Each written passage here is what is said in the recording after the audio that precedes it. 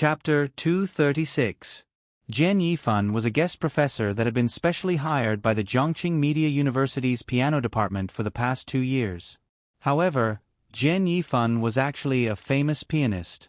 Most of the time, he performed overseas. Sometimes, he would come back to China to rest for a month or two. Then, he would take some time out to teach a few lessons to the students in Jiangchuan. Time was precious. Even on weekends, Jiangchuan still arranged 2 lessons for him. Jian Yifan's lessons were mainly guidance. He would let the students play and then point out the flaws and give suggestions for improvement. Of course, he would also share some interesting things, thoughts, and experiences with the students from overseas performances. In general, his lessons were very popular with the students. Jian Yifan also liked the feeling of interacting with young piano students. After the lesson, Jian Yifan was preparing to go home. However, he was blocked by the sudden heavy rain. He could only stay in the hostel provided by the school. The school also helped to change his flight. However, Jian Yifan did not like the tight and narrow space of the hostel. After asking around with the students, he went to the cafe at the back door to pass the time. However, he did not expect to see a Theodore grand piano in this inconspicuous cafe. Of course, it didn't mean that Theodore grand pianos were rare. In the piano classroom of Jiangchuan Music Academy, there were 2 grand pianos of a higher grade, and in the art hall of the music hall, there was a performance-level Theodore grand piano. However, the problem was that a small cafe like this actually had a grand piano. Moreover, it was a grand piano that was usually used in professional settings. When Jian Yifan saw it, his heart was in a mess. Therefore, he could not help but take a closer look to make sure that he did not see the wrong brand. He also observed the surroundings. People who liked the piano would not want a pearl to be covered in dust. Fortunately, after looking around the cafe, Jian Yifan barely suppressed the anger of wanting to scold the owner of the cafe. The sound quality of the stereo was not bad. In addition, there were record shelves everywhere. It seemed that the owner of the cafe was a person who liked music.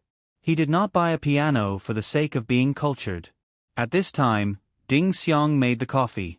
She looked up and hurriedly said, "Sir, I'm sorry. Please don't touch the piano in the shop."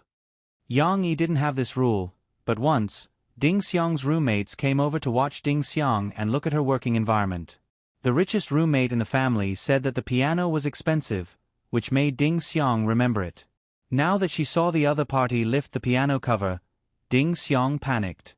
She was afraid that the other party would break Yang Yi's piano. Jian Yifan's hands were really itchy. He opened the piano cover and wanted to press it. He made an excuse for himself that he wanted to test the sound to see if this Theodore grand piano was just a shell, although he did not suspect anything. Now that Ding Xiang had pointed it out, Jian Yifan, who was in his 50s, panicked. He felt as if he had done something immoral. Embarrassed, he hurriedly explained, "Sorry, I just wanted to see your piano." "You can look, but don't touch." Ding Xiang was concerned about the guest's feelings and said worriedly, "What if you break it?" "Of course not. Why would it break?" Jian Yifan was amused by Ding Xiang's words. He didn't feel so embarrassed. He introduced himself, "I'm a piano teacher at the Zhongqing Media University's School of Music. I teach piano. It's not my first time seeing a piano. Why would it break?" When Ding Xiang heard that the other party was a teacher, she felt embarrassed. She hurriedly apologized, "I'm sorry, teacher. I didn't know. Please forgive me." "No, you're just doing your job." Jian Yifan chuckled. "Actually, I was just itching to try it out when I saw such a good piano here. But since it affects your work, then forget it. Thank you for your understanding." Ding Xiang said gratefully, "Well, since you're a piano teacher, it's okay to use the piano." Yang Yi finally opened his mouth. He wanted to keep a low profile, but when he saw Ding Xiang, this silly girl, he had no choice but to speak up. "You are?"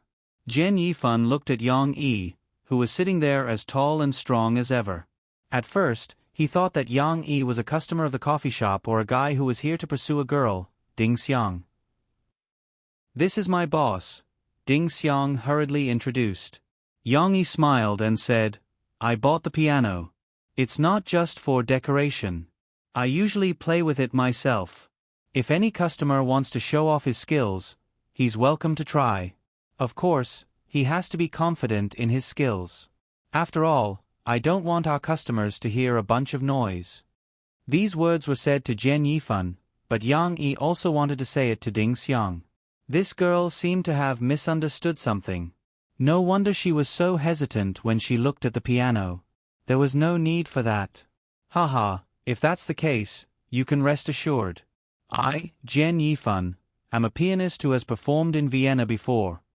As Jian Yifan spoke, he looked at Yang Yi with interest. He thought to himself, you can't judge a book by its cover. This tall and strong man is also a music lover.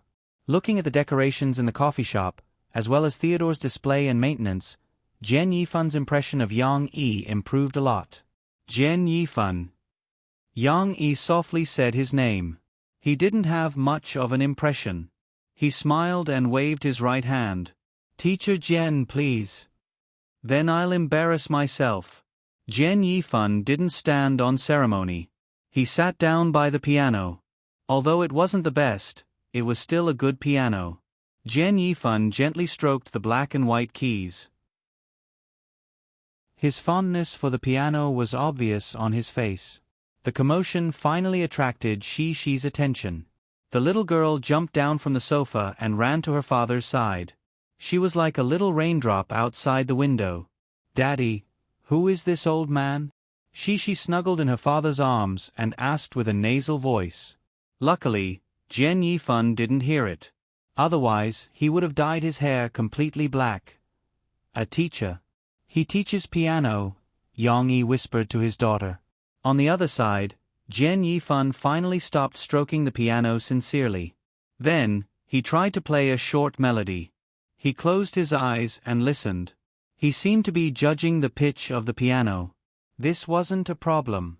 Yang Yi could adjust it himself. He usually took good care of it. After all, Murphy wanted to play the piano every time she came. Jian Yifan showed a satisfied expression. Then he started to play. He raised his hand, bent his fingers, and pressed down. From the moment Jian Yifan played the first note, Yang Yi could tell that he wasn't an ordinary person. Even though he boasted that he was good at playing the piano, he couldn't help but show shock in his eyes. Yang Yi's mastery was only at the average level of professional piano students. Jian Yifan, on the other hand, had crossed a huge gap. He was at the level of professional pianists like Lang Lang and Li Yundi in his previous life. Skills and whatnot were tossed aside for now. The melodious sound of the piano rang out like the tinkling of spring water. Yang Yi stopped whispering to his daughter and listened attentively. Perhaps Jian Yifan was also excited by the prospect. In this small coffee shop, he actually started a small performance on a whim. He slowly played a movement, this world's famous Desert Camels. Note 1. Chapter 237. Desert Camels. Yang Yi had heard this piano piece before. In fact, most of the music on the shelves in his coffee shop were not pop albums, but pure music CDs for piano or violin. Usually, he would play these pure music CDs in his shop. Of course, Yang Yi was still appreciating the famous music in this world. He had not played it yet, but he recognized it when he heard the prelude. This was the first time that Yang Yi had heard a master's live performance. Jian Yifan's performance seemed to be as good as the recordings that Yang Yi had heard. Closing his eyes and listening to it, the beautiful notes seemed to be alive and beating. At the beginning, the rhythm was a little slow, as if he had walked into a desert. Worries were brewing, and the slightly nervous secondary melody was urging him like a clock, pushing the main melody in a faster direction. Slowly, as if the camels were growing stronger, the notes that were played by the heavy keys seemed to indicate that they were walking steadily into the distance. Of course, these feelings were just imagination, but the beautiful piano playing stimulated these imaginations. Papa, Papa. The little girl felt that the music was very nice and wanted to whisper to her father. She pulled on her father's clothes and whispered, "Shoo." Yang Yi lowered his head and raised his fingers. Then he rubbed the little girl's head, indicating that she should listen carefully. The movement was very long. There were strong winds and sandstorms in the middle, but the camels fearlessly challenged all the difficulties. The melody became more and more passionate. Jian Yifan's fingers moved faster and faster, and the rhythm became more and more obvious. In the end, it seemed to be a eulogy. After a while, it returned to a brisk ending and gradually calmed down. Yang Yi slowly opened his eyes and saw Jian Yifan's hand gestures. He was like a real performer. He was indeed professional. Ding Xiang was the first to applaud. She was not very good at appreciating music, but even people who did not know much about music could tell the difference. Ding Xiang also felt that this old man played very smoothly. He should be very good. Shi also applauded. The little girl really felt that the music was very nice. It was even better than her mother's piano. Thank you. I couldn't control myself when I saw the good zither, so I played it for a while. You don't mind, do you? Jian Yifan cupped his hands and smiled. He was very polite. Perhaps it was because he had been abroad for many years, but he behaved very gentlemanly. You flatter me. Teacher Jian is definitely a virtuoso. Yang Yi said with a smile. It's our honor to be able to play a song in this restaurant. Actually, the entire movement had taken up quite a bit of time. The piping hot coffee that Ding Xiang had brewed was no longer emitting white steam.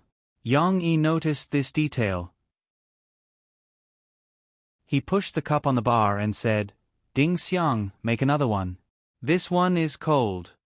Jian Yifan came over and sat down at the bar. He wanted to tease the cute little girl Shi, but he quickly waved his hand and said, No, it's not her fault. It's all my fault. Don't blame her. Yang Yi was stunned for a moment. He then smiled and said, Teacher Jian, you misunderstood. I didn't blame Ding Xiang. I just asked her to make a hot cup for you. Then I'll pay for 2 cups of coffee. Jian Yifan felt bad and wanted to reach into his pocket. How can you do that? We're so lucky to be able to listen to your desert camel herd. This cup of coffee is on me. Yang Yi quickly stopped him. After some persuasion, the honest teacher Jian finally gave up on the idea. However, teacher Jian still kept the money, saying that it was a tip for Ding Xiang. Yang Yi didn't stop him. He even smiled and let Ding Xiang, who was blushing, accept the money. After a while, Jian Yifan got to know Yang Yi's name. He also knew that Yang Yi liked classical music. Would I be lucky enough to hear Mr. Yang play? Jian Yifan humorously said, Thank you for this cup of delicious freshly ground coffee. I'm not good at anything, but I have some experience in teaching students. Perhaps this is the only way to repay your generosity, Mr. Yang. Jian Yifan really wanted to give Yang Yi some pointers. Although he didn't know how good Yang Yi was, he had no problem giving pointers to most piano players. Yang Yi was stunned for a moment. Then, he was delighted. He stood up and said, Teacher Jian, it's great that you're willing to give me pointers. In his previous life, he wasn't someone who liked to work behind closed doors. He was obsessed with swords and knives. He even traveled all over China to ask for advice from famous masters of different sections. After coming to this world, Yang Yi's biggest hobby was music. Although he didn't want to become a pianist, if he could get the guidance of a master pianist and improve his personal ability, how could Yang Yi not be happy? Sitting in front of the piano, Yang Yi was in a daze for a moment. He hesitated whether he should play a classic from his previous life. However, Yang Yi gave up on the idea. He was accepting Jian Yifan's guidance, not showing off his creative ability. Yang Yi didn't hide anymore. He tried his best and played a piece that he had practiced before. Ding Xiang watched from the side and couldn't help but cover her mouth in shock. Brother Yang could do this? Yang Yi had never played the piano in front of her before. He was too low-key. Ding Xiang foolishly thought that Yang Yi bought the piano for Murphy. She didn't expect Yang Yi to know how to play the piano. At that moment, Ding Xiang felt a tug on her clothes. She looked down and saw Shi at the bar. The little girl proudly muttered to her sister Ding Xiang, "My papa is amazing." Achoo! After saying that, Cece sneezed again. Shi, why did you sneeze? Ding Xiang noticed and quickly wiped the little girl's nose with a tissue. Jian Yifan, who was sitting in front of the bar, also heard the cute little girl's words. He smiled. Jian Yifan didn't expect Yang Yi to be so good. He was almost on par with the students he taught. What Jian Yifan found interesting was that the smooth piano sound and clean fingering seemed to contradict Yang Yi's tall and sturdy body. However, they somehow merged together. Jian Yifan couldn't help but sigh at how amazing the creator was. Of course, Jian Yifan could still find many problems with the performance. After Yang Yi finished playing the song, Ding Xiang and she stopped clapping excitedly. Jian Yifan then said to Yang Yi, "Boss Yang, I might be a bit blunt. I'm used to being a teacher. I want to discuss the performance with you. Perhaps my words might not be pleasant to hear. You don't mind, right?" What he wanted was to point out the flaws and help him improve. Yang Yi wasn't a young man in his early 20s. He didn't have that much vanity. Therefore, Yang Yi smiled calmly and said, "Teacher Jian, don't worry. Just tell me what you want to say. I'm terrible at it." "I know that." No, you're actually not bad. It's just that there are some parts." Jian Yifan excitedly started to guide Yang Yi. The rain trapped Jian Yifan and Yang Yi in a coffee shop. Although they had only met once and were only guiding him on a whim, Jian Yifan and Yang Yi quietly built a friendship because of their mutual love for the piano. Chapter 238. Yang Yi, are you stupid? Early on Monday morning, Yang Yi lowered his head and sat on the sofa obediently. He was scolded by Murphy, who had rushed back anxiously. He didn't want to defend himself and blamed himself in his heart. She still caught a cold. Yesterday at the coffee shop, the little girl sneezed a few times. Yang Yi didn't realize it until later. Although he had read some books before, made some preparations, and made a dinner for Shi to strengthen her immune system in time, such as chicken soup, fried vegetables with carrots, and so on, it was still too late. In the evening, Shi's cold gradually became serious. First, she kept sneezing, and then she had a runny nose. Yang Yi wiped the little girl's nose with a lot of tissues, and her little nose was red. Then, before going to bed at night, the little girl began to cough. In the middle of the night, the little girl coughed badly and said to her father in a daze, "Papa, I feel so uncomfortable." Yang Yi hurriedly sent Shi to the hospital in the university town in the middle of the night for treatment. Fortunately, the doctor said that there was no complicated pneumonia after examination. It was a blessing in disguise, but it still took them a whole night to come back. Early the next morning, Yang Yi informed Murphy, so there was the beginning of the scene. Murphy didn't have time to talk about Yang Yi. She went to the bedroom to see her daughter first. The little girl was still sleeping soundly after a night of tossing and turning, but she didn't sleep well. She coughed for a while and muttered in her dream, "Papa, I don't want an injection." When she visited Lan Xian, what Lan Xian said seemed to have left a deep impression on the little girl. "No injection, we don't need an injection." Murphy comforted her in a low voice, distressed. Looking at Shi's messy hair and listening to Shi's uneven breathing while sleeping, she felt that her daughter had become much more haggard. Murphy could only be angry at Yang Yi. She pulled Yang Yi into the living room and lectured him again. "I told you that she has been catching a lot of colds recently. You should pay attention to whether she has a cold or a fever. How could you forget? Then, when the other children caught a cold or had a fever, you still foolishly brought Shi to them. Please, how old is Shi? She doesn't have as good a resistance as you do. How can you let her be and let her visit a sick friend like an adult?" Yang Yi lowered his head submissively. He knew that he was in the wrong and did not dare to refute. Of course, Murphy was only angry for a moment. After her anger subsided, she did not blame Yang Yi anymore. She called Mo Xiaowan to ask Jin Yingming for leave for her. Although she was embarrassed to ask for leave again after just 2 days of recording, this time she was sick. No matter what, Murphy had to ask for leave to accompany her daughter. Seeing Murphy calling, Yang Yi remembered to call Springfield Kindergarten and ask Teacher Mu to ask for leave for Shi. After putting down the phone, Yang Yi did not know whether to laugh or cry and said to Murphy, Lan Xen and Nan Xiaoyu also asked for leave. They also caught a cold. It seems that they have been infected. That's why I told you. You see, you made other people's children catch a cold.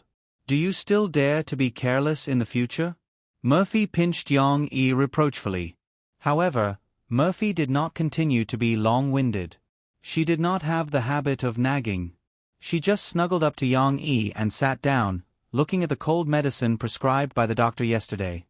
When she caught a cold, what medicine did you give her? Yang Yi asked. If she could not take medicine, she would not take medicine. Murphy frowned and picked out the medicine aside. She said, especially this kind of Western medicine. When I was in the United States, the hospital did not encourage children under the age of 6 to take cold medicine. The hospitals in China are really too much. They prescribe so much anti-inflammatory medicine and Chinese medicine together. I also did not dare to let she take medicine with antibiotics. Last night, I just gave her a pack of powder, but the effect did not seem to be obvious. Yang Yi remembered that when he read some information before, it mentioned that these medicines would destroy the immunity of the child's body if used too much. Yes, she should also take less cold medicine, or not take it at all. Cold is actually a small illness that can be cured by itself, but because she is still very young, she often catches a cold for a week. Don't be too nervous. As long as it is not too serious, we can let her recover slowly. There is no need to take medicine, Murphy said. But she coughs very badly, and her nose is running all the time, Yang Yi said with concern. If she coughs, there is no need to take medicine. There are other ways.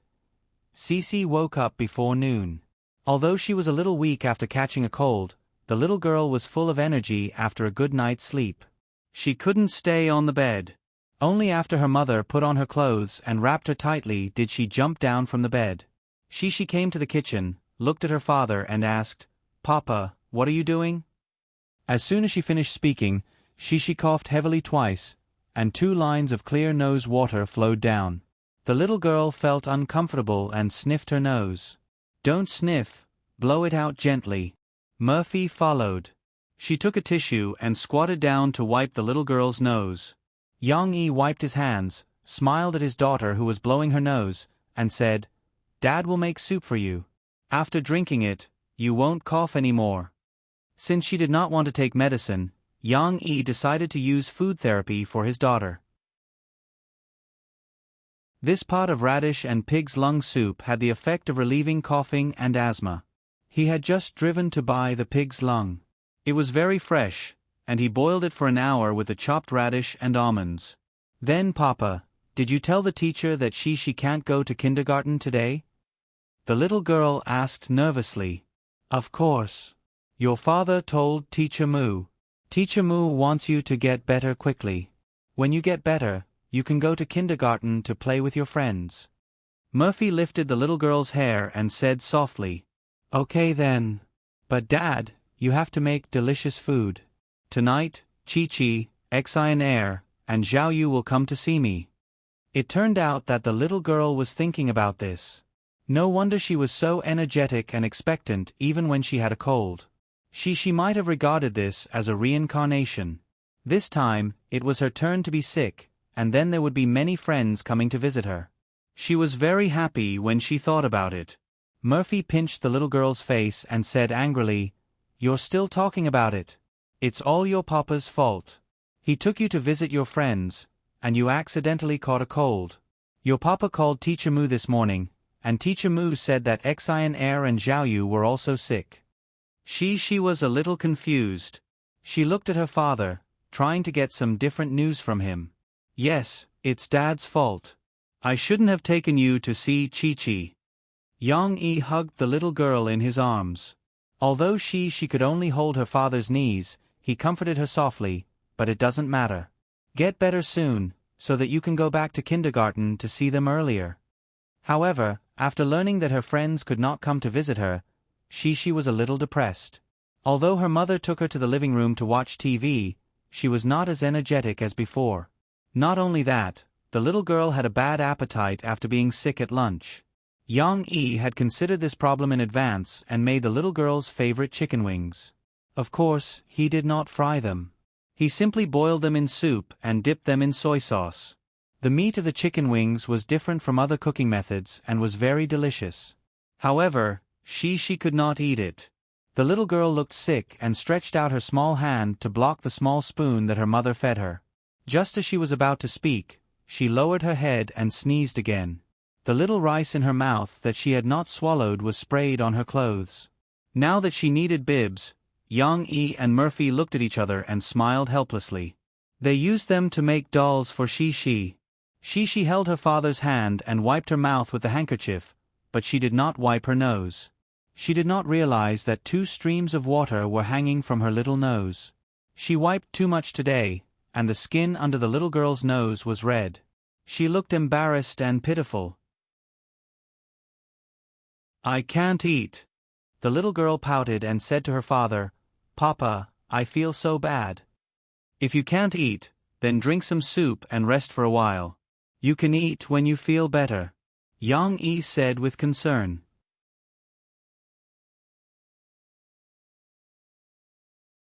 Chapter 239. Actually, being sick was not that bad. Apart from not being able to go to kindergarten to play with her friends and not being able to touch her beloved sweetheart before she recovered from her cold, after the first day of discomfort, she felt that being sick was actually a very enjoyable thing. Almost all day long, her parents were around her. In the morning, she could sleep very late. She could sleep until she was not angry at all before waking up. Then, her mother would dress her and hold her hand before coming out. During the day, she could watch cartoons at home. She could also go downstairs to play with Sister Ding Xiang and her mother. Then, the little girl would tell stories to Sister Ding Xiang in her cute, muffled voice. Anyway, after being sick, her parents had less restrictions on her. Sister Ding Xiang would also try her best to satisfy Shishi's requests and play with her. Because she was sick, it was not good for her to stay at home all the time. Therefore, her parents would also take her to Tingshan Park, where there were not many people. Although her mother still asked her father to put on makeup, she still felt very happy because her mother rarely took her to public places to play. The most fun was at night. It was rare that both her parents were at home. She enjoyed the treatment of a little princess.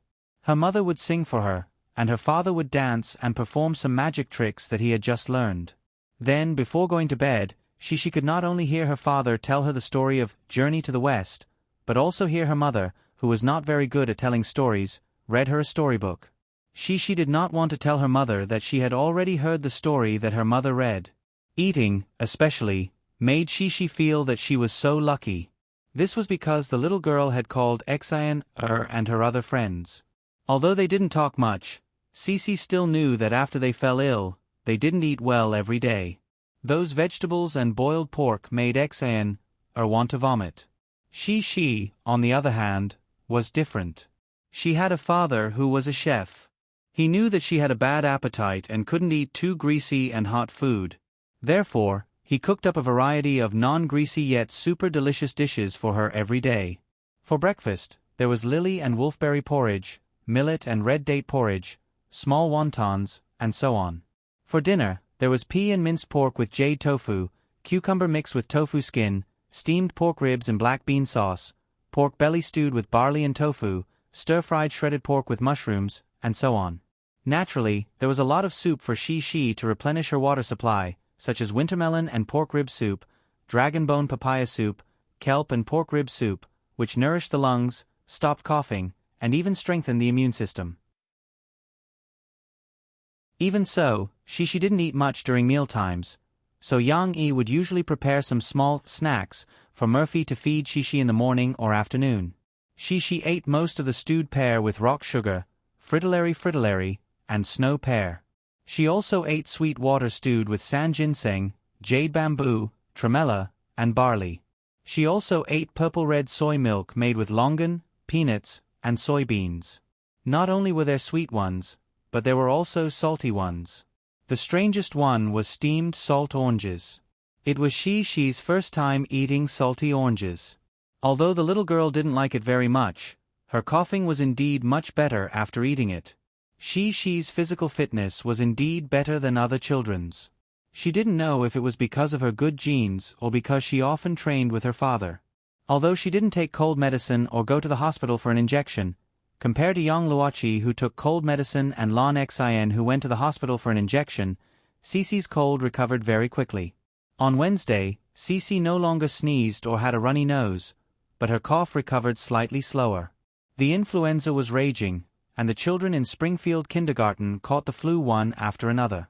After hearing from Mr. Mu that the attendance rate was less than half, Murphy was even more worried and asked Shishi to continue to rest at home. At noon, the little girl couldn't sleep, so she hugged her mom's arm and said coquettishly, "Mom, what's wrong?" "I don't want to get sick so quickly," the little girl said with a smile. "Why?" Murphy asked in surprise. Yang Yi was very worried about Shi's illness. He also tried his best to make his daughter get better as soon as possible. However, the most anxious and distressed person was Murphy, especially these days. She left her work and accompanied Shi 24/7. She was tormented. Murphy also sneezed a few times while taking care of the sick Shi. If Yang Yi didn't make some ginger water for her to drink and force her to rest more, Murphy was afraid that she would catch a cold herself. This wasn't the first time. In the past, Murphy and she caught a cold together, and then the mother and daughter hurt each other. Murphy wanted Shi to recover quickly, but the little girl said that she didn't want to get better so quickly. Because I like to be sick, so Mom can accompany me, Shi said innocently. Silly, even if you don't get sick, Mom will accompany you. Murphy felt a little inexplicably sad. But Mom will go to work. If Mom doesn't go home, she won't be able to accompany Shi. She pouted. Murphy fell into silence. She didn't know why, but she thought of the picture Yang Yi painted for her at that time. During this period, the changes in Nyo Miling and the company made Murphy feel the joy of returning to the good times, but Murphy wasn't as touched as she thought. Perhaps it was because of what Nyo Miling had done before, or because the studio that Yang Yi described to her was too beautiful, Murphy's desire to stay was not as strong as before. But today, Shi's unintentional words made Murphy waver a little again. The little girl didn't notice her mother's silence, and she continued to say, but I also want to get better soon. I miss Xian Air, Chi-Chi, Chen Shuyun, Nan Xiaoyu. Silly girl. Murphy gently hugged her daughter and said softly, Mom, can I not get sick, and then I can go to the kindergarten to play with Xian Air, Chi-Chi, and the others, and then Mom can accompany me at home? Can I always be like this? She rubbed her little head in her mother's arms and smiled sweetly. Of course, but Shi, you have to get better quickly, and then Mom will take more time to accompany you in the future, Murphy said softly. Then I will get better tomorrow. The little girl giggled happily. Well, Mom hopes so. Then can Mom and Papa sleep with Shi? The little girl felt that she seemed to be very lucky today, and wanted to continue to make requests. Why? For a moment, Murphy thought that her daughter had seen through her relationship with Yang Yi, and she was a little flustered.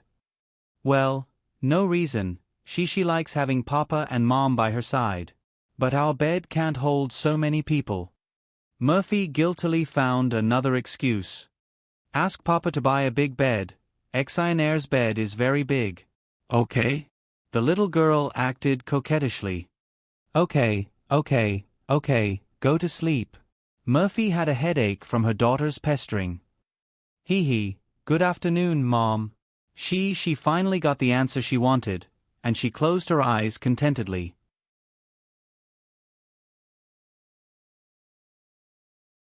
Chapter 240. In Beijing, in a set of the film and television base, there were many corpses lying in disorder. Black smoke slowly floated in the air, and the surroundings were so quiet that one could hear the whistling of the north wind. It was extremely strange. Cut. Finally, someone shouted from the side. Only then did the corpses come back to life. Among the group of old foxes who slowly climbed to their feet, one of the shorter corpses moved much more nimbly. He pulled the black cloth off his body, packed it up, and brought it to the stage supervisor. "Brother, do I still have a chance?" He was very sweet with a shy smile on his face. "No, next."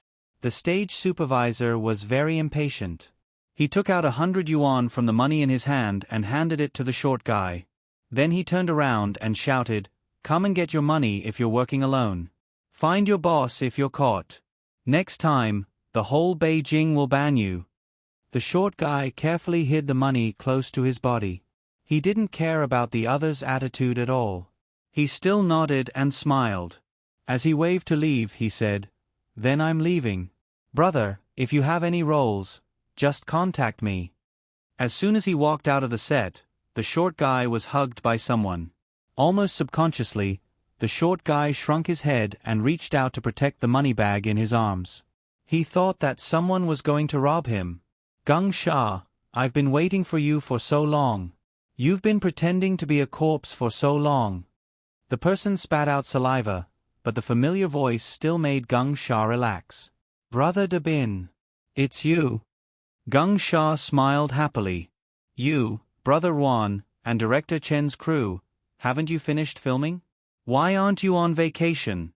Why are you still filming in the film base?" "I'm not on vacation. I don't work with the crew every day. Do you think I have nothing to do after filming is finished?" Brother De Bin snorted. "Didn't I come to the film base to find you?" The few brothers from the same village were not as persistent as him. In the past month, they couldn't stand this hopeless career. Some went home, and some went to work in the cities in the south. Gung Sha was the only one left in Beijing, so he was very happy to see acquaintances. Gung Sha patted the 100 yuan in his pocket and said happily, "Looking for me? Brother De Bin, let's go. I'll treat you to skewers. Let's talk while we eat." It was the same old place, Xiren village. Brother De Bin was drinking beer and eating skewers until his face was covered in oil. Gung Xia was also eating at the side, but he was more busy pouring beer for Brother De Bin. Big Brother De Bin was a little bloated after drinking too much beer. He burped and said to Gung Xia comfortably, "Gung Xia, our director Chen is going to start a new drama next month." "Really? That's great. If Big Brother Bin has any roles, you must tell me. I can act," Gung Xia said excitedly. "You can even act as the main character?" Brother De Bin glanced at this silly guy. Protagonist. "I can't play the lead role, I can't play it." Gung Xia hurriedly waved his hand, as if he had really been invited to play the lead role. He was so scared that his face turned pale. "Humph, I knew you were a coward." Big Brother De Bin raised his chin, but then smiled weirdly and said, "But this time, I came to find you to let you compete for the lead role. And it's the male lead." "Huh?" Gung Xia was dumbfounded. "Don't be so smug, it's none of your business. Do you really think you're going to be the lead? Even I would be better than you." Big Brother De Bin smiled proudly. "Big Brother De Bin, what are you talking about?" Gung Xia was confused. Big Brother De Bin then continued leisurely, "It's like this. Our director Chen's drama lacks suitable actors for the lead role, so there's an open audition. From the videos of actors who want to try, we'll pick a suitable person. Isn't Director Wan in charge of this?" But none of the people picked from the videos caught Director Chen's eye. He couldn't bear to look at them, so Director Wan was scolded by Director Chen. The actors that Assistant Wan picked were too bad. They didn't fit the image of Su Sanduo in Chen Fengchen's mind.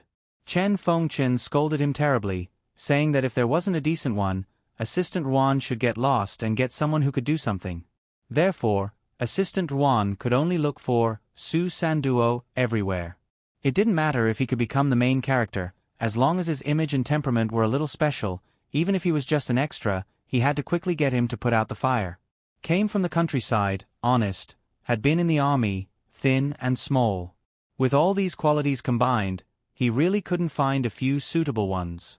As Assistant Ruan's lackey, when Big Brother De Bin saw these qualities, the first person he thought of was Gung Sha. But there was a problem. Gung Sha had never been in the army. Yeah, I've never been in the army. Gung Sha was still nervous and scared. Director Wan said that putting out a fire is like saving a life. Don't worry so much. Let's do it first. Big brother De Bin patted Gung Sha's shoulder and comforted him. Gung Sha, just help me out. If there's a good role later, I'll definitely call you. Big brother De Bin didn't tell Gung Sha that the drama would be filmed in Jiangnan. Even if there were extra roles, Gung Sha probably wouldn't be able to follow. But wasn't Gung Sha easy to fool? Gung Sha was full of gratitude. He patted his chest and said, "Okay, Big brother De Bin, if there's anything you need me for, just let me know. Now, you have to shoot a video of the audition. Assistant Wan has a camera." At the entrance of Springfield Kindergarten, Shi, who had been absent for a whole week, finally came back. Her cold had long been cured, but her cough had dragged on for a few days. Coupled with the weekend, the little girl was only sent over by her father on Monday. "Bye, Papa." Although she obediently waved at her father, the joy in her eyes couldn't be hidden. She couldn't wait to go in and find her little friend whom she hadn't seen for many days. But Yang Yi was still worried. He squatted down and held his daughter's hand. He nagged, "The weather is hot now. You have to drink more water, okay? If you finish the water in the bottle, you have to tell Teacher Mu and ask her to fill it up for you. Okay." The little girl put her hand on her father's shoulder and anxiously jumped up and down. "Papa, it's time to say goodbye." "Okay, goodbye. Go and play." Yang Yi helplessly let go of his hand. He watched as the little girl turned her head. She waved at the teacher at the door and ran in with a jump. Her little figure quickly disappeared at the end. This girl. Yang Yi shook his head helplessly. He didn't know why, but he missed Shi before she went to kindergarten. At that time, the little girl was very clingy. Now that she had grown up and had her own little friends, she was not so clingy to her father. "Good morning, Teacher Kai." In the middle class of kindergarten, Shi squeezed into the classroom from Teacher Kai's side and couldn't wait to rush to her little friends. Shi. Chen Shuyun was the first to see Shi. She shouted happily. Lan Xian and Yang Luoqi were both there. They ran over happily and jumped up and down with Shi in their arms. "Shi, you're here too. Now only Nan Xiaoyu hasn't come," Lan Xian said. "Nan Xiaoyu is still sick," Shi said. "His papa told my papa that Nan Xiaoyu hasn't recovered from his cold." "No, Chi and I have already recovered from our cold," Lan Xian said. Yang Luoqi, who was next to her, also nodded quickly. She recovered early and came to kindergarten last week. These little girls didn't care at all about who infected who with the cold. Anyway, they were very happy to see their good friends. "Shi, you didn't come last week. I was so hungry that I lost weight. I'm so happy to see you." Chen Shuyun patted Shi's shoulder to attract the little girl's attention and shouted loudly. "Humph, Chen Shuyun, I'm not happy to see you." Shi pouted and said, "We agreed to go see Chi, but you didn't come." "Yes, Chen Shuyun, you don't keep your word." Lan Xian and Chen Shuyun have always been at odds, so she took the opportunity to hit her when she was down. "It doesn't matter," Yang Luoqi said weakly. Seeing her good friends quarreling, she felt very sorry. That's not because I don't want to go." Chen Shuyun pouted, lowered her head, and argued with grievance. "It's because my mom didn't let me go. Then I cried for a long time." Shi saw Chen Shuyun's sad appearance. Her heart softened. The little girl took Chen Shuyun's hand and said, "Well, it's your mom's fault. I don't blame you."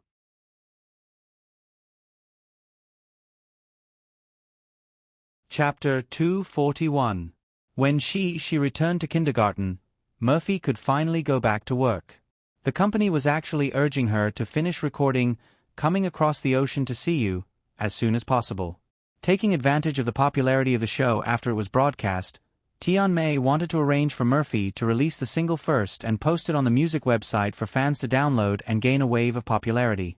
When she arrived at the company, Murphy saw Mo Xiaowan. This girl had been out for a week and came back humming a song. She seemed to be in a good mood. She wondered if she had found a boyfriend. But Murphy had no intention of gossiping.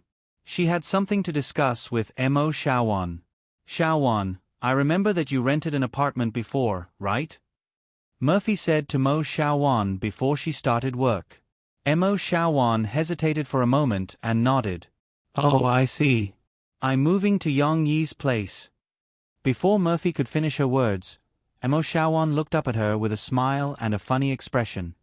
What did you do? Murphy was creeped out by her look. He, sis, I told you to move there a long time ago. You're still pushing it around. Mo Xiaowan giggled as she pulled Murphy and said, I saw through your relationship with brother-in-law a long time ago. It was only a matter of time before you moved there. What are you talking about? I'm not moving there for Yang Yi. It's just that she is always pestering me and I can't bear to part with her. Murphy rebuked Mo Xiaowan and pushed her. Oh, anyway, you're just pushing the boat along with the current. Don't worry. Mo Xiaowan looked like she understood. Murphy was a little scared by this guy. She was afraid that more embarrassing things would be dug up, so she quickly said, I'm not talking nonsense with you. I want to tell you that I'm going to live with Yang Yi now, and then the house in Binhai is empty. Aunt Zhu is also there, so you can live there. You don't have to rent a house. However, Mo Xiaowan looked at Murphy awkwardly, hesitated for a moment, and said, Sis, I can't. I just rented a house in Tingshan district with Xiao AI, and I already paid the rent and deposit. This was true. After all, Mo Xiaowan and Xiao AI each rented a house in the coastal area, and it was very tiring to go to Tingshan every day to deal with the studio's matters. Therefore, she and Xiao AI decided to share a room at the last minute. They found a house together last week and had just moved in. Xiao AI. Why is it Tingshan district? Murphy was a little puzzled and asked. Tingshan district? What a coincidence.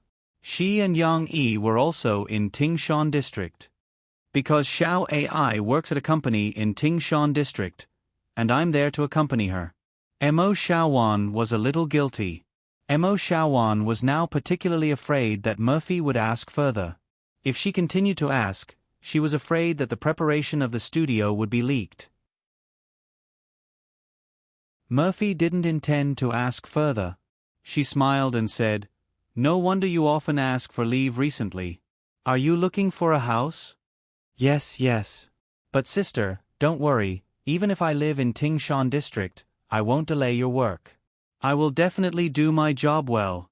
Mo Xiaowan quickly said, By the way, sister, I can usually pick you up on the way to the company and back. Murphy shook her head and said with a smile, No, Yang Yi said that he will pick me up every day, but in the future, I will have to work overtime less. Seeing that the topic had changed, Mo Xiaowan secretly breathed a sigh of relief. She reached out and rubbed Murphy's shoulder and said, Sister, this is the right way to think. We women can't always work so hard. When we are young, we can work hard, but slowly, our skin will become worse and worse. Okay, I know. Murphy said angrily. Jean Yingming arrived on time, and Murphy apologized to him again. Although she had been honest with him about the reason, Murphy felt that she had affected Jean Yingming's schedule by asking for leave again and again, so she felt very sorry. No, Murphy, you don't have to apologize to me. I am also a parent. My daughter was very tormented when she was young, so I can understand your difficulties. Jean Yingming waved his hand and smiled. But I am more surprised that Murphy, you actually have a child, and the media didn't have any news about it before. The main reason is that I don't want my child's life to be affected. With excessive media attention, I am worried that my daughter won't be able to grow up happily like an ordinary child, Murphy said softly. So, please help me keep it a secret, Teacher Jean. Mo Xiaowan added with a smile on her face. Of course, this is not a problem.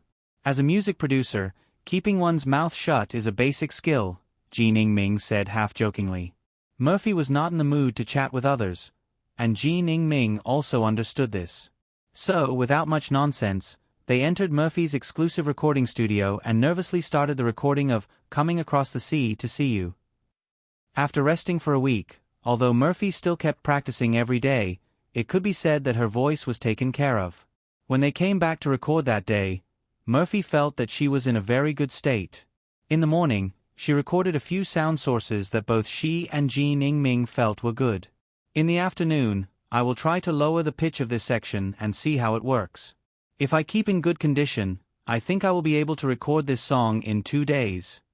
At noon, Ji Ning-ming waved his fist and said happily to Mo Fei. N. Murphy nodded lightly, but she did not show the joy in her heart. While waiting for Mo Xiaowan to bring lunch back, Murphy still did not relax. She pulled on her headphones and listened to the audio she recorded in the morning. Ji Ning-ming said excitedly, "Murphy, let me tell you, I have a new discovery. Mr. Mu Zi-ong should be in Tingshan District." Tingshan District? Murphy stopped, turned her head, and looked at Ji Ning-ming in confusion. Today, she seemed to have an affinity with this word. She lived in Tingshan District, was sent here by Yang Yi from Tingshan District, and then Mo Xiaowan moved to Tingshan District. Now, Ji Ning-ming mentioned Tingshan District again. Why was it Tingshan District again? When Murphy heard Ji Ning-ming's words, she subconsciously focused on this Tingshan District. Then, she noticed that Ji Ning-ming was talking about Mu Zi-ong. Yes. I think the possibility of Mr. Mu Zi-ong living in Tingshan District is very high. Ji Ning-ming was now a die-hard fan of Mu Zi-ong, and he was in high spirits when talking about him. And Mr. Mu Zi-ong is very likely to be in Jiang City Media University. Maybe he is also a teacher in Jiangchuan. Murphy had an indescribable feeling in her heart. Why do you say so? Because I found a new song by Mr. Mu Zi-ong. It's really a new song. Because it hasn't appeared in the market yet. Ji Ning-ming walked to his backpack and took out the CD box that he always carried with him.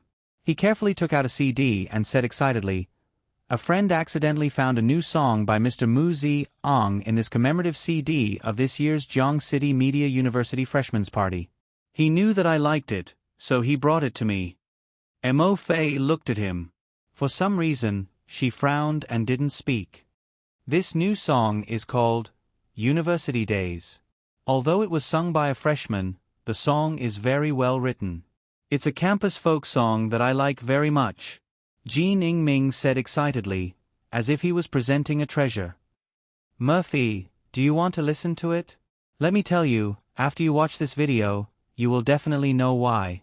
I guess Mu Zi-ong might be living in Tingshan District, and he might be a teacher in Jiang City Media University.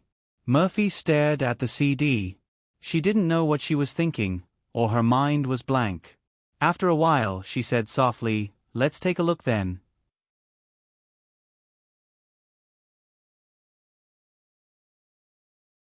Chapter 242. Tingshan District, Jiangqing Media University. These two keywords had a huge impact on Murphy. She had a vague idea that she didn't dare to believe, but it was better not to let her imagination run wild. Murphy calmed down. Ji Ning-ming stuffed the CD into the computer in the recording studio and clicked on the video of the freshman's party, which was as good as the live broadcast on TV. Then, he swiftly dragged the progress bar to the scene where Guazi went on stage. Obviously, he had watched it many times. Ji Ning-ming had dragged the progress bar countless times for Mu Zi-ong's song, which was why he was so adept at it. The video started to play, but Murphy was stunned. She knew the boy on stage. Wasn't he Yang Yi's friend, Ding Xiong's junior, Guazi? Murphy recalled what Guazi said to Yang Yi when he came over. She didn't pay much attention to it at that time, but it seemed that they were talking about the freshman's party. Murphy, pay attention to what he's going to say next. Ji Ning-ming didn't notice the change in Murphy's expression and reminded her excitedly. Murphy came back to her senses and saw Guazi talking on the computer screen. "The song I'm bringing today, ahem, don't get me wrong. It's not my original song, but a new song that hasn't been released on the market yet, which I asked from a very good friend. A very good friend? Murphy took a deep breath. Gua Ziyi's exaggerated confession wasn't worth paying attention to. Then, he started to hold the guitar and sing. The camera zoomed in on him. Murphy saw the guitar and raised her eyebrows slightly. Wasn't this the guitar that old master Hu Songnan had left for Yang Yi? The answer was obvious, but Murphy still found it hard to imagine. What is love? I don't know. Gua Ziyi's affectionate singing came from the speaker next to them. Ji Ningming also shook his head and hummed along. However, Murphy fell into a mess of thoughts. If Mu Ziang was Yang Yi, then all the doubts he had before would be cleared up. For example, he appeared when she was at her lowest and most uncomfortable point, and brought her a ray of hope in her music career. For example, when Mo Xiaowan shamelessly wanted more, he still had no regrets and took out the remaining 10 songs to help himself get enough for an album. For example, when those despicable people in the company wanted to divide her songs, he was able to find out in time and prepare the licensing contract in advance, so that they could fight back against those despicable faces. It was after this incident that Mo Xiaowan expressed her doubts about why Mu Ziang had been hiding his identity. She inadvertently said, "Maybe it's because we know him?" Now that she thought about it, if Mu Ziang was really Yang Yi, then her words were really a prophecy. But why did Yang Yi hide his identity? Murphy frowned deeply. When Scorpios start to have doubts, their minds are not ordinary clear and flexible. Their ability to get to the bottom of things can't be underestimated. Only one thing came to Murphy's mind. She looked at Mo Xiaowan, who had just walked in with a box of food. She suddenly stood up and pulled Mo Xiaowan aside. "Sis, what's wrong? I just came back and I'm so tired. Can I have a drink?" Mo Xiaowan complained. Murphy looked into her eyes and asked seriously, "Xiaowan, do you remember the day Jian Chua wanted to steal my song? Did you tell Yang Yi that we talked about the new album with Sister Ling and Jian Chua the day before?" Mo Xiaowan scratched her head and said hesitantly, "Yes, I did. Brother-in-law called me the night before and asked me about it. But sis, don't misunderstand. Brother-in-law usually doesn't call me." Another clue had been connected. Hearing Mo Xiaojuan's explanation, Mo Fei just smiled. She patted Mo Xiaojuan's shoulder, but she looked like she had a lot on her mind. "Sis, don't misunderstand. There's nothing between brother-in-law and me." Mo Xiaowan was dumbfounded. She quickly pulled Murphy and said. She felt that she was in a bad situation. It seemed like she had been misunderstood. "Who said you and Yang Yi?" Murphy said angrily, "I'm thinking about something else. Don't mess around. Let me be alone." When the possibility of Yang Yi being Mu Ziang became more and more likely, Murphy realized that a lot of questions that she had ignored before could be explained. For example, some time ago, Yang Yi even said that even if Murphy started her own company, Mu Ziang would still write songs for her. Humph. He himself is Mu Ziang. How dare he not write songs for his own woman? Right, there was also the name of his coffee shop. The coffee shop on the street corner. This name was obviously taken from the "long time no see" that he wrote to Chen Yijie. She had foolishly believed his nonsense and thought that the signboard was made later. Now that she thought about it, that signboard seemed to have been there for a long time. At that time, Murphy hadn't dealt with Yang Yi, but she had seen it when she picked up Shi. Speaking of Chen Yijie, Murphy remembered the first concert that she and Yang Yi went to. Wasn't that Chen Yijie's concert? No wonder Yang Yi could get a VIP seat in the front row. No wonder Chen Yijie said so many meaningful words on stage. And there was more. When her relationship with Yang Yi had improved, Murphy was still very conflicted. She had been worried that Yang Yi would be jealous if Mu Ziang wrote songs for her. Then, she told Yang Yi. Now that she thought about it, she was really stupid. No wonder this guy didn't care at all. Murphy then understood that he really didn't care. Why would he be jealous of himself? This despicable guy. Murphy couldn't help but clench her teeth. Mo Xiaowan, who was beside them, was trembling with fear when she saw this during lunch. She thought that she had done something wrong. But why did Yang Yi hide all this from her? This was a question that Murphy couldn't figure out no matter how she thought about it. Or maybe, Yang Yi wasn't Mu Ziyong? Mu Ziyong was just a friend of his. Then, he asked Mu Ziyong to do all this for him? Mo Fei frowned deeply. Her thoughts just now were shaken again. But very quickly, Murphy shook her head. She felt that it was impossible. After all, there were too many clues that she had connected previously. Every one of them pointed to an answer. Moreover, how could there be someone so outstanding that he would be willing to hide himself and contribute selflessly to another person? So, there shouldn't be another Mu Ziyong. It could only be Yang Yi. This man who loved her would do so much for her silently. Thinking of this, Murphy felt a warm feeling in her heart. Although she still blamed this bastard for hiding his identity, this guy made her nervous about being jealous of him. Now that she thought about it, she felt embarrassed. Maybe he was laughing in his heart at that time. But while Murphy blamed Yang Yi, she also couldn't suppress the joy in her heart. If Yang Yi was really Mu Ziyang, would she still need to be so conflicted and have so many worries? He could openly sing the love song that he wrote for her. She didn't need to worry that she would fall in love with someone else. Although there was still an afternoon of recording, Murphy couldn't wait to see Yang Yi. This bastard.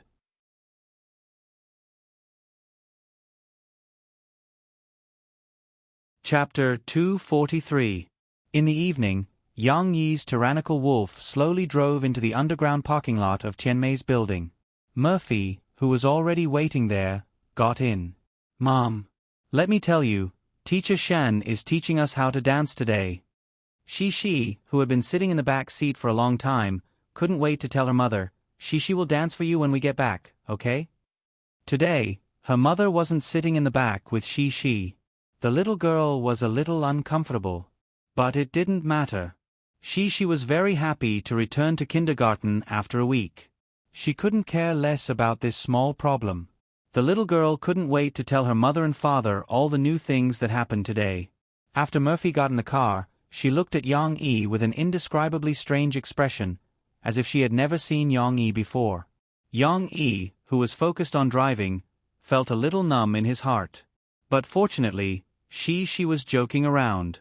Murphy looked away and chatted with the little girl. Yang Yi thought that he had sensed wrongly. He drove with a smile while listening to their conversation. But he didn't have a chance to interrupt. She had already spoken. The little girl's mouth was dry from talking. When Murphy turned around to take the little girl's school bag and took out a water bottle for her to drink, Yang Yi asked with concern, "How was the recording today?" Murphy let she hold the water bottle and drink with a straw. She turned around and said, "I recorded a few good ones in the morning, but I wasn't in a good state in the afternoon." Teacher Jean almost got angry. "Why were you in a bad state?" Yang Yi asked casually. Murphy pursed her lips, turned around and rolled her eyes at him. She snorted and said, "It's all because of you. It's all your fault." Because of me? Why would you blame me?" Yang Yi was a little confused. "It's all your fault." However, because she was looking at them curiously from behind, Murphy did not continue. Yang Yi thought that she was just throwing a tantrum because she had encountered a problem at work and was in a bad mood, so he did not take it to heart. In the evening, after she fell asleep, Murphy walked into Yang Yi's study in her long-sleeved pajamas. Yang Yi was typing on the keyboard, adding some chapters of Yu Zue. His speed of updating had been criticized by the readers, but he had never stopped updating, so he still had some credibility. "Why aren't you sleeping yet?" Yang Yi looked away from the computer screen and glanced at Murphy, who was gently stroking the guitar. "It should be this guitar. The style is exactly the same." Murphy looked at the guitar hanging on the wall and whispered softly, "I want to talk to you." Yang Yi originally thought that there was no chance tonight because Murphy had to protect her voice because she had to record a song. But now that he heard Murphy's whisper, he could not help but feel his heart skip a beat. He patted his thigh and said to Murphy, who had just turned around, "Come, sit here and talk." After all, his chair could not sit two people side by side. However, Murphy heard Yang Yi's magnetic voice, and her face turned red. She angrily said, "What? Thinking about tormenting yourself every day, don't you want your body?" Could it be that it was not what he thought? Yang Yi scratched his head awkwardly. There was a long sofa in the study. Murphy sat down and patted the seat next to her. It was a bit like an order, but also a bit like a rebuke. She ordered, "Come here." Murphy was even more beautiful at night. Her neck that her pajamas could not cover was as smooth as jade, and her exquisite collarbone outlined a beautiful arc. In front of such beauty, Yang Yi naturally threw the keyboard down and sat down. Sit down, sit down. I want to talk to you about business." Murphy blushed as she pushed away the claws of this restless guy and said sternly. Yang Yi then realized that Murphy did not have any intention of flirting with him. She slightly pouted, just like in the evening, and looked at Yang Yi with a strange expression. He could not tell what was strange about it. It seemed to be a bit wronged and also a bit of scrutiny, which made Yang Yi's hair stand on end. "What's wrong?" Yang Yi asked, puzzled. Murphy's slender fingers pinched the hem of her clothes and fiddled with it. She closely looked into Yang Yi's eyes, and after a while, she mumbled word by word, "Mu Ziyang." Yang Yi was stunned, and Murphy saw the panic in his eyes. Although it was just a flash and was quickly concealed, Murphy, who had been paying attention in advance, caught this change. "You are Mu Ziyang, right? Don't quibble." Murphy's tone was a step closer. Yang Yi opened his mouth, but did not say anything. In fact, at first, Yang Yi still wanted to defend himself, but Mo Fei's eyes had obviously seen through his flaws. Even if he tried to quibble, it would be useless. Moreover, Yang Yi did not want to hide this matter forever, so when the quibbling words came to his mouth, he could not say them. Although he did not directly admit it, Yang Yi's behavior was not obvious. Murphy could not help but smile. Now that she had gotten the answer to her question, the heavy burden in her heart could finally be lifted. However, Yang Yi did not want to quibble or admit it now. He had some professional aftereffects, so he subconsciously analyzed where he had exposed his flaws. His brain worked very quickly. When he saw Murphy looking at the guitar just now, he thought of the only thing that could have been a problem recently. "You saw the video of Guazi singing that song at the freshman's party?" Yang Yi wanted to confirm his guess. "Yeah." Speaking of this made her even angrier. Murphy pouted, feeling wronged. She clenched her fists and hammered Yang Yi's chest angrily. "If I didn't find out, you would still be hiding it from me. Hurry up and admit that you are Mu Ziyang, you bastard." Murphy's fists were weak. Although Yang Yi did not feel any pain, he was afraid that his muscles would hurt Murphy. He quickly grabbed both of Murphy's wrists, pulled them to his waist, and took the opportunity to hug Murphy in his arms. Okay. I admit it. I admit that I am Mu Ziyang. Don't be angry," Yang Yi said softly in Murphy's ear, as if he was coaxing she. Hearing Yang Yi admit it himself, Murphy completely relaxed, but she still felt wronged. Thinking that this guy had been hiding it from her for so long, although Yang Yi was hugging Murphy, she still angrily bit Yang Yi's shoulder. In fact, she did not bite that hard, so it did not hurt. She only left a few shallow teeth marks and saliva.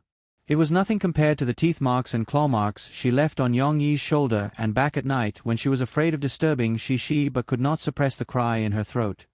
"Why didn't you tell me directly? Did you have to hide it from me?" Murphy stood up in grievance, looked into Yang Yi's eyes, and said, "Did you want to see me make a fool of myself? I was worried that you would be jealous at that time." "No, why would I be? I'm happy that you care about my feelings," Yang Yi hurriedly said. "You see, you are so happy that you are secretly laughing," Murphy said. "What I mean is that I really like your straightforwardness." "All right, I apologize. It's my fault. I shouldn't have hidden it from you. However, I have my own difficulties." "I didn't mean to hide it from you," said Yang Yi. "Then tell me, what difficulties?" Murphy pouted, looking unhappy. It seemed that if Yang Yi did not give a reasonable explanation, he was not allowed to touch her today.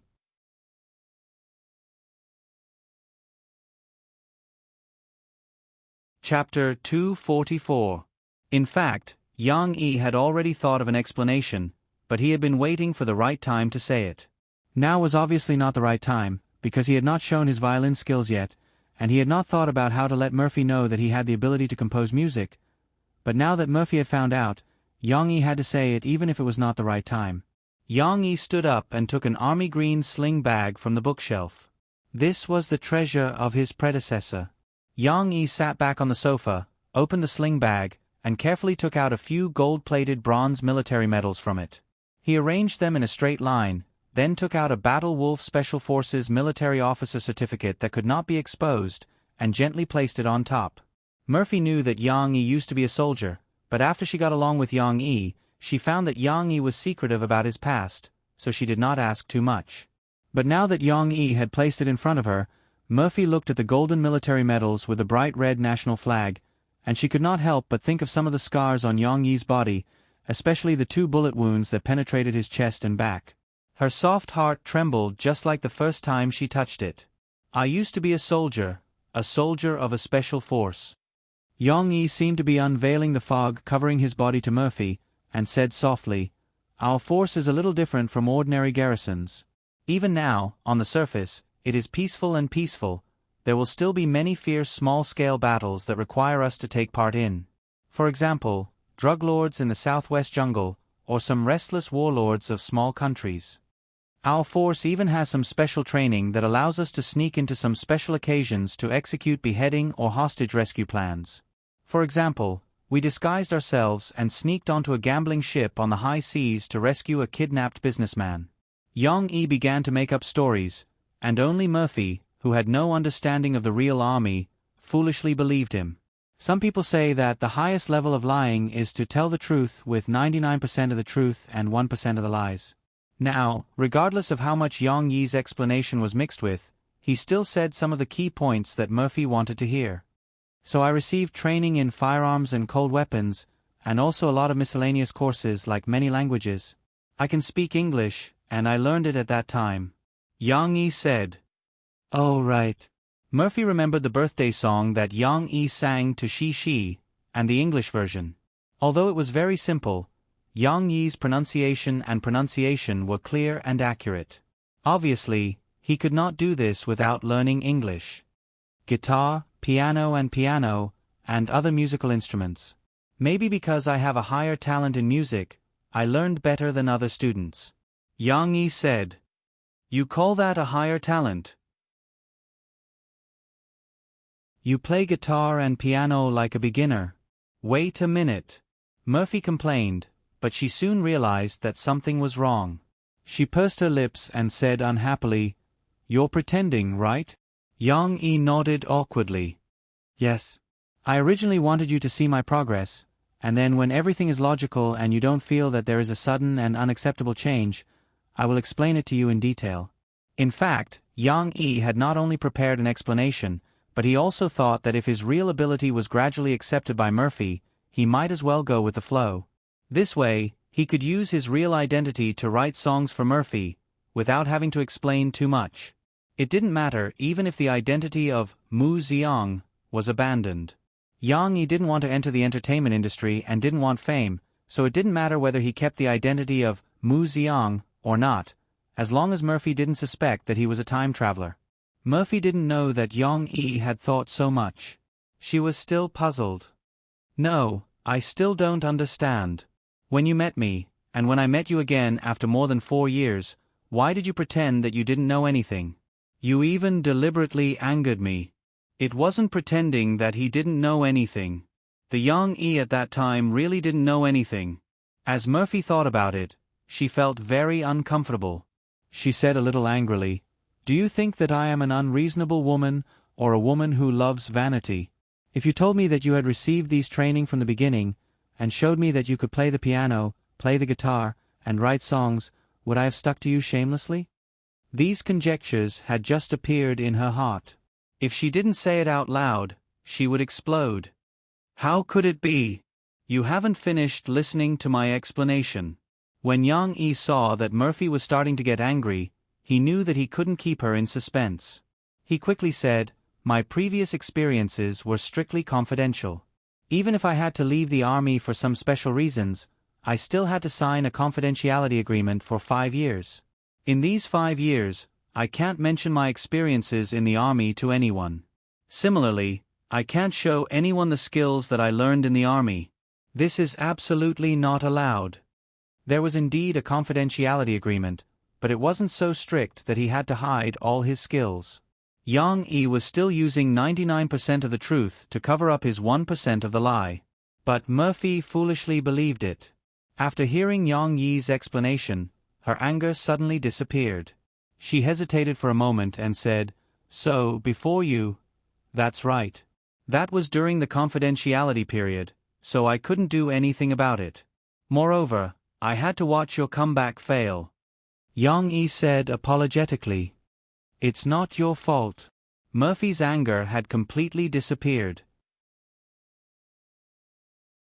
Her fingers gently stroked the military medals, as if she could see the origin of the scars on Yang Yi's body. "You were also restricted. You had no choice. Then, is the 5-year confidentiality period over?" Murphy asked. "It's over." Yang Yi nodded. Actually, Yang Yi's retirement from the army to his arrival wasn't just 5 years. If one were to calculate it carefully, there was still a small loophole. But who asked Murphy to be bad at math? She didn't even know that she was being bullied. Murphy pursed her lips. It wasn't clear whether it was because she was wronged or because her anger had dissipated. Actually, I'm not that unopen-minded. If you had told me directly after the confidentiality period, I wouldn't have minded. You didn't have to be so fierce to me and make me have a problem with you at that time. It's all my fault. It's mainly because I care about you too much.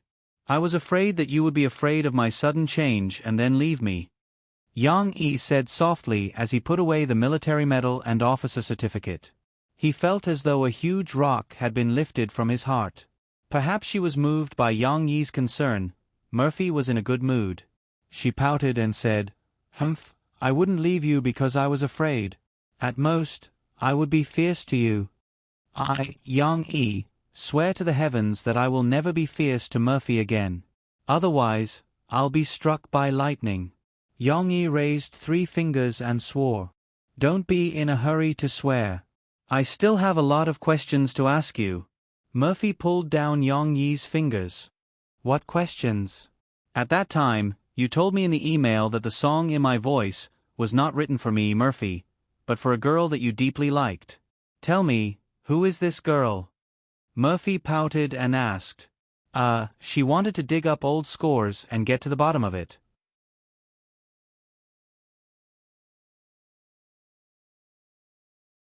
Chapter 245. In fact, Murphy knew who Yang Yi wrote In My Voice for. But now, she was a little worried about Yang Yi, so she had to say it herself. Looking at Murphy's pouting red lips, Yang Yi's heart skipped a beat. He smiled gently and said, "Do you still need to say it? You're the only woman I've ever liked in my past and present life." In both his past and present life, this sounded like a pledge of eternal love to coax a woman. But Yang Yi wasn't exaggerating. This was the truth. "Then who was coming across the sea to see you, for?" Murphy pursed her lips and said, "What do you think?" Yang Yi felt that Murphy's current appearance was very cute. She was like a child asking for a reward, looking at him eagerly and anticipating that sentence. He couldn't help but like her and pinched her perky nose. "Of course it's you. Who else could it be?" "I knew it. You knew I was in Zhongqing, so you came to find me." "I thought it was a coincidence that I met you." Murphy giggled. In her opinion, many of Yang Yi's songs were written for her. For example, First Dream, how close was it to her situation? Although this was a beautiful misunderstanding, Yang Yi saw Murphy's sweet look and didn't expose it. However, Murphy thought of something. Her eyes suddenly became a little disappointed. She said in a low voice, "The song you wrote for Channy Jia, Long Time No See, Was it because you came to Jiangqing but I didn't treat you well, so you felt very depressed? How could she make such a connection? Although you didn't treat me well at that time, my temper isn't very good. Murphy said with self-blame. Yang Yi didn't want Murphy to be sad. He explained, actually, the situation was different from what was described in the song. When I wrote this song, I did come to Jiangqing. But at that time, I was still looking for a job, so I didn't meet you. I encountered some problems in my life and felt lonely for so many years. Then, I passed by a coffee shop and thought of you. Suddenly, I had the inspiration for this song. Why do I feel like you're comforting me? Murphy's intuition was very accurate. However, Murphy still chose to believe in Yang Yi. She was touched by the word loneliness that Yang Yi mentioned. She reached out to grab Yang Yi's big hand and said, "No, we won't. In the future, we and she will be together. We won't be lonely." Yang Yi looked at Murphy's sincere expression and felt a warm current in his heart. He also nodded solemnly. However, Murphy let go of Yang Yi's hand again. She pouted like a goldfish and said, "No, I can't forgive you so quickly. I'm very angry about your dishonest behavior. I'm strongly condemning you for hiding my identity from me and then secretly laughing at my sorry state." Then what can I do to make you forgive me?" Yang Yi scratched his head. Murphy thought carefully and said, "First of all, you have to promise that you'll never lie to me again, no matter what." Yang Yi quickly raised 3 fingers and repeated the oath that he had made before. "Then think about it. Is there anything else that you're hiding from me?" Murphy asked. Yang Yi thought about it and thought of something. "Oh, there is, but it's not suitable to tell you now." "No, say it," Murphy said angrily. "There's something that you're hiding from me." Yang Yi hesitated for a moment and said frankly, "Last time, didn't I advise you to wait until the contract ended and jump out to open your own studio? In fact, Mo Xiaowan talked to me about your situation last month. I also think that there's no need for you to stay in Tianmei. The first reason is that I don't want you to be like before, flying all over the country and rushing to commercial performances every day. The second reason is that your boss is not an ordinary woman. She's very shrewd and sinister. I don't feel at ease with you renewing the contract with her. The last reason I told you is that I hope you can be closer to home. So I also agree with Mo Xiaojuan's suggestion to let you set up your own studio and go solo." Before Yang Yi finished speaking, Murphy had a flash of inspiration. She said, "Xiaowan has already started, hasn't she? I was wondering why she often asked for leave and moved to Tingshan."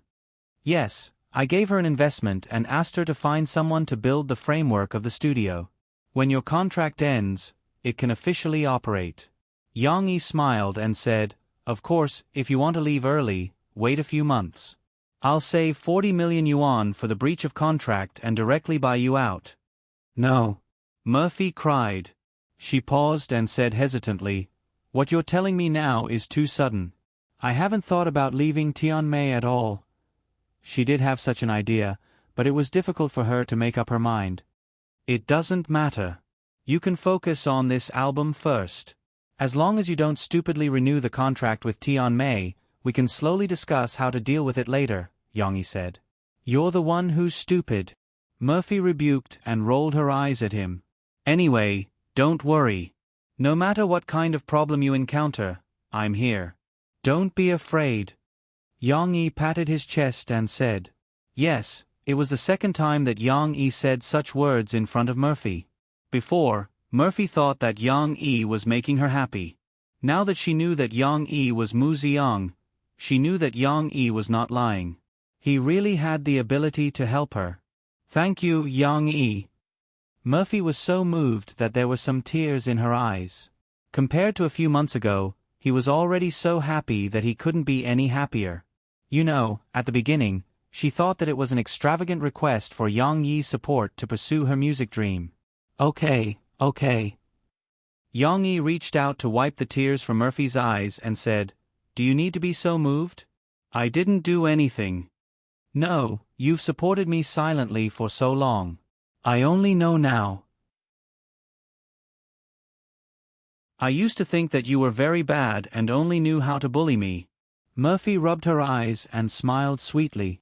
Then can you forgive me? Yang Yi's fingertips scratched Murphy's palm that was holding his hand and asked softly. Murphy withdrew her hand as if she was afraid of being tickled. She mischievously giggled and said, Not yet, I still have one last request. Say it. No matter if it's a mountain of swords or a sea of fire, I promise that I won't blink an eye. Yang Yi waved his hand and said proudly, I want you to sing for me, but I won't make it difficult for you. If you can't sing in my voice, and crossing the ocean to see you, then sing Long Time No See for me.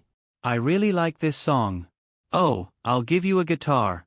You have to sing with the guitar. Murphy mischievously jumped down from the sofa and then took the guitar hanging on the wall. She smiled and stuffed it into Yang Yi's arms. Sing. This naturally wasn't a problem. Yang Yi was now a lot more confident. He secretly practiced his voice for a period of time. Although it didn't reach a level that he was satisfied with, using his internal strength, he could actually sing in my voice once. However, it was rare for him to show off in front of Murphy. How could Yang Yi not give it his all? What's the big deal about singing Long Time No See? Long Time No See is not suitable for our current atmosphere. I'll sing you a new song, a song that I wrote not long ago. Yang Yi gently plucked the strings of the guitar, but stopped and said softly, New song? Murphy's interest grew. She slightly raised her voice and said, Then I want to hear you sing a new song.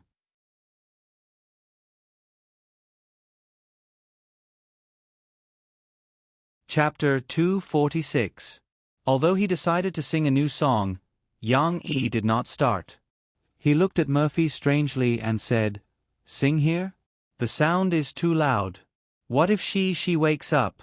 Let's go to my room.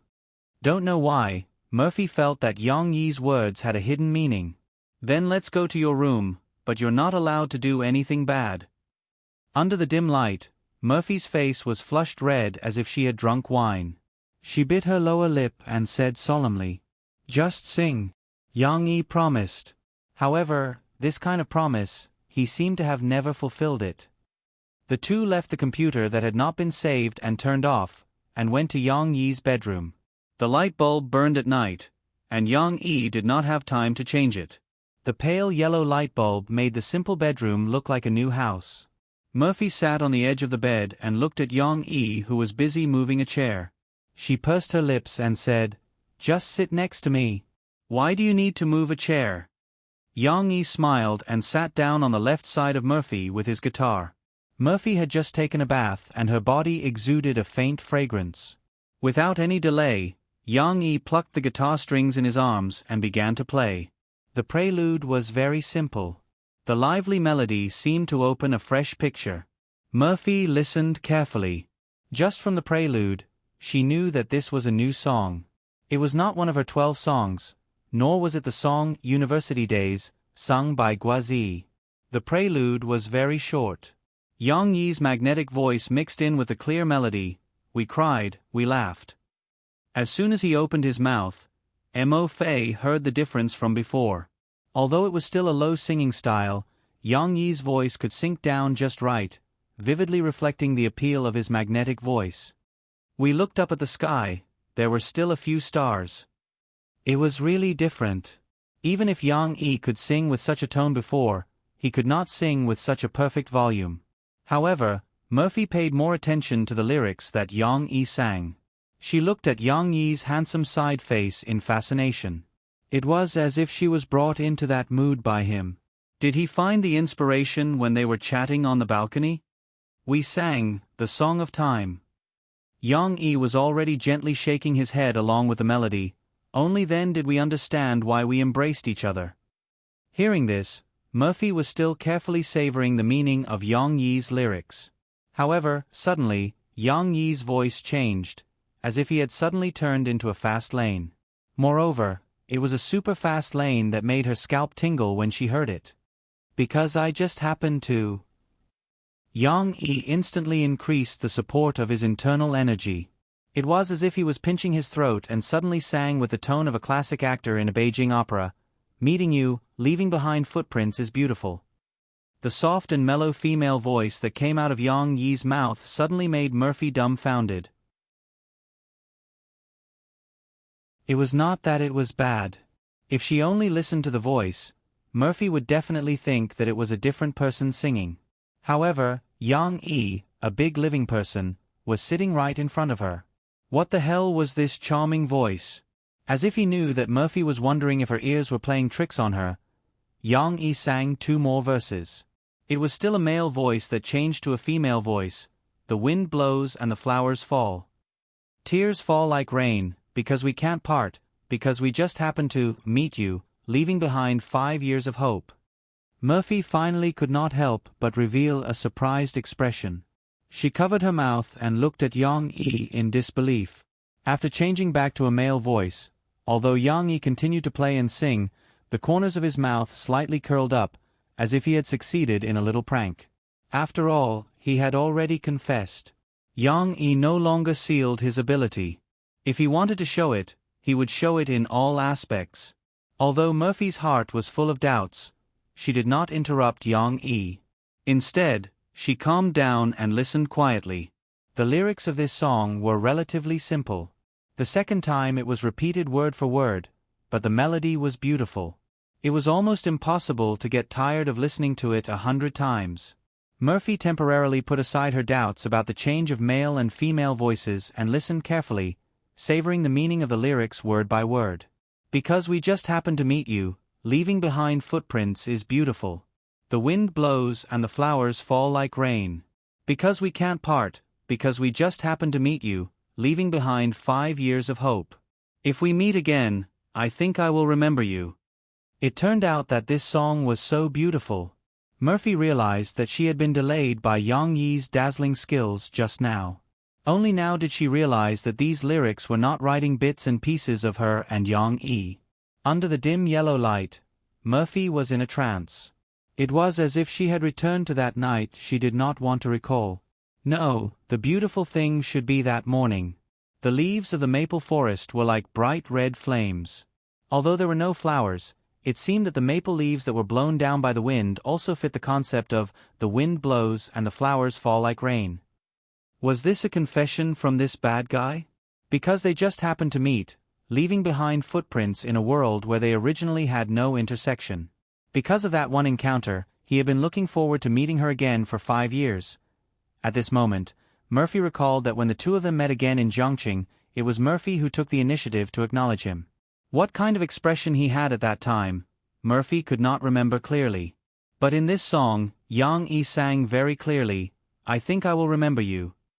That should be a heart full of joy and pretending to be calm, right? Murphy was now very sure that this guy, Yang Yi, was using this song to confess to her. Although the two of them were already together, this confession was like a compensation confession after his hidden identity was revealed. The beautiful mood, the clear melody, and Yang Yi's outstanding humming.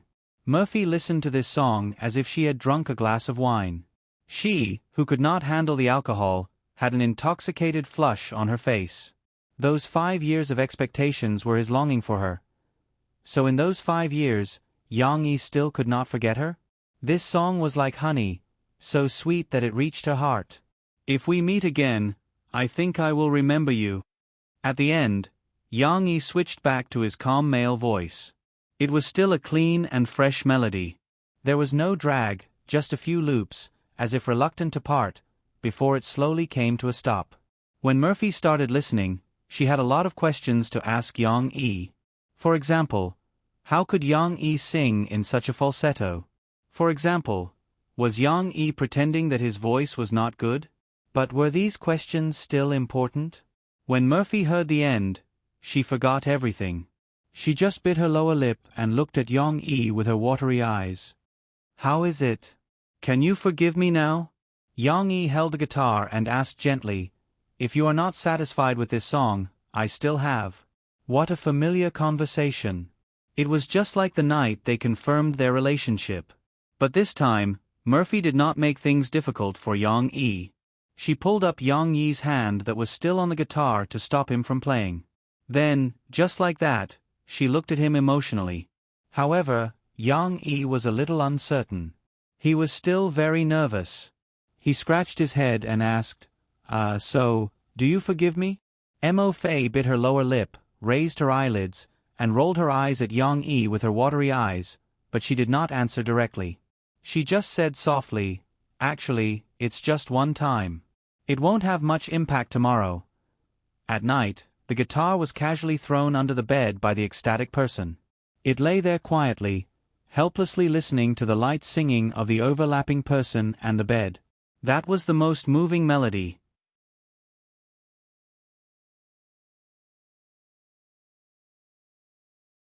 Chapter 247. In a strange city, in a familiar corner. In Murphy's personal recording studio, Murphy wore a fully enclosed headset and sat on a chair, singing affectionately into the microphone. Last night's lingering passion was no longer the same as before, which had troubled her recording work. It seemed that Yang Yi had changed from his previous bayonet charge to his delicate tender care and considerate early retreat, so that Murphy would not be tormented too hard. Now, she was probably only left with a rosy and translucent skin on her face, and a trace of happiness from last night's climb to the peak. Of course, a proper amount of pleasure was still very beneficial. Murphy was recording for the first time today. When she walked out of the recording studio, Jin Ming, who was monitoring in front of the computer, could not wait to raise his arms and cheer at her. He even gave her a thumbs up. Awesome. That's great. The standard this time is very, very high. It's even better than yesterday's. Mo Xiaowan was also sitting at the side. She took off her headset and asked with some confusion, "What's so good about it? Why do I feel like it's the same as yesterday?" No, Xiaowan, you don't understand. Murphy's singing today is very much better than yesterday's. Jin Ming explained to Mo Xiaowan with a smile. Of course, if you analyze it purely from the singing style, Murphy's singing style is indeed not much different from yesterday. But pay attention to the emotional expression when she sings. In Murphy's voice today, besides the sadness from the past, there is also a kind of sweetness. With this sweetness, I feel that the feeling of singing is immediately different, as if it has been sublimated all of a sudden. Jin Ming seemed to have discovered something amazing. He was in high spirits, gesticulating with joy as he described to Mo Xiaowan. However, the person he was talking to obviously had a problem. Mo Xiaowan could not understand Jin Ming's details. She gulped down a mouthful of water, then said calmly, "Anyway, what you mean is that this is better than yesterday's. Are we going to use this sound source in the future?"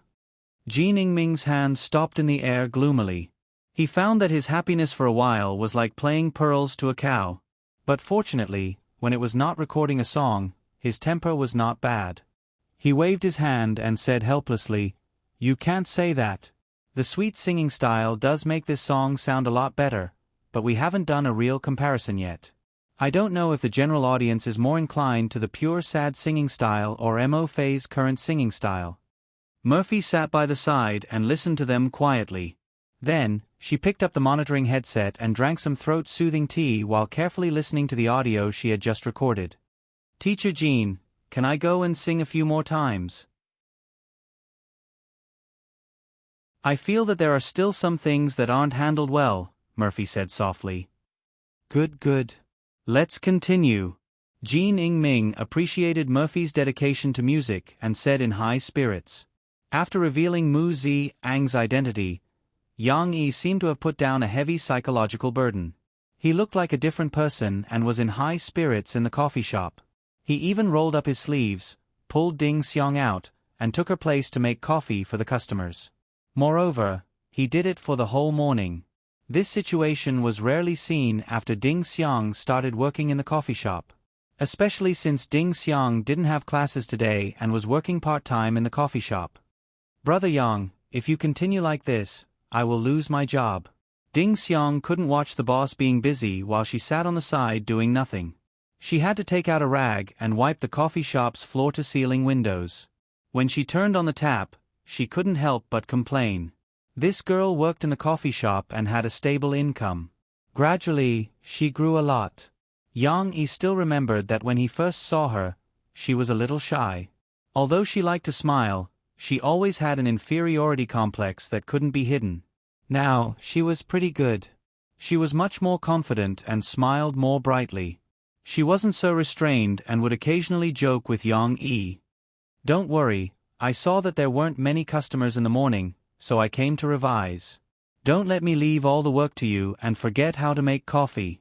Yang Yi smiled faintly and explained. Just as they were chatting, the wind chime at the door rang. Another customer had arrived. "Hello. Welcome." Ding Xiang quickly turned around and greeted the other party with a smile. Yang Yi didn't want to go through so much trouble, but Ding Xiang insisted on doing it. In her words, only by treating customers with sincerity, the customers wouldn't be disgusted and there would be more repeat customers. However, this time, the customer wasn't a repeat customer, but an acquaintance. Ding Xiang was stunned after greeting them. She stood there blankly with the rag in her hand. To be exact, in the pair of customers, Ding Xiang was an acquaintance. She had seen them before, but they didn't know her. On the other side, Yang Yi looked up and couldn't help but raise his eyebrows. He knew them too. In this pair of customers, the boy who was being held by the girl, wasn't he the big boy who came to his shop to apply for the position of a pianist? Yang Yi carefully recalled the other party's name. Yes, it was the self-proclaimed bar singer, Lin Mu En. Lin Mu An's appearance was quite delicate and pretty. Like most of the boys in Guangdong province, he had an introverted temperament. Of course, the girl holding his hand wasn't bad either. Although she wasn't tall, she was quiet and gentle, like a pretty girl from a humble family. The two of them looked very compatible. Ding Xiang was also sizing up the girl. In her impression, she had met her senior Mao Peifu a few times at the Student Activity Center. She had some impression of her. Of course, they didn't know each other. Ding Xiang didn't know which school she was from. "Isn't it too expensive?" The girl looked at the price list and flinched a little. She gently pulled Lin Mu An's hand. "Why don't we go to the East Gate?" Indeed, whether it was milk tea or coffee, the East Gate was cheaper. "Of course not. I'm here to treat you to coffee today." Lin Mu An glanced at the piano next to him, gritted his teeth, and firmly said, "How can the coffee at the East Gate compare to here?" "I heard that the coffee here is freshly ground." "Yes, our coffee here is freshly ground. The taste is better than those instant coffee." Ding Xiang smiled and took the initiative to introduce, "And it just so happens that our boss is free today. He personally made coffee for the customers. His craftsmanship is not ordinary." It's not easy for you to make money." The girl softly said to Lin Mu An, "I'm not greedy." "Wait a minute." Lin Mu An made up his mind. He patted his girlfriend's hand and walked toward Yang Yi, who was pretending to be invisible at the bar. "Hello, boss. Do you remember me?" Lin Mu An asked. Yang Yi didn't take the initiative to greet him, but he also didn't reject him. He just smiled gently and nodded to him. "It's like this, we want to spend money in your coffee shop, but we have a small presumptuous request." Lin Mu An said hesitantly, "That is, can I borrow your piano?"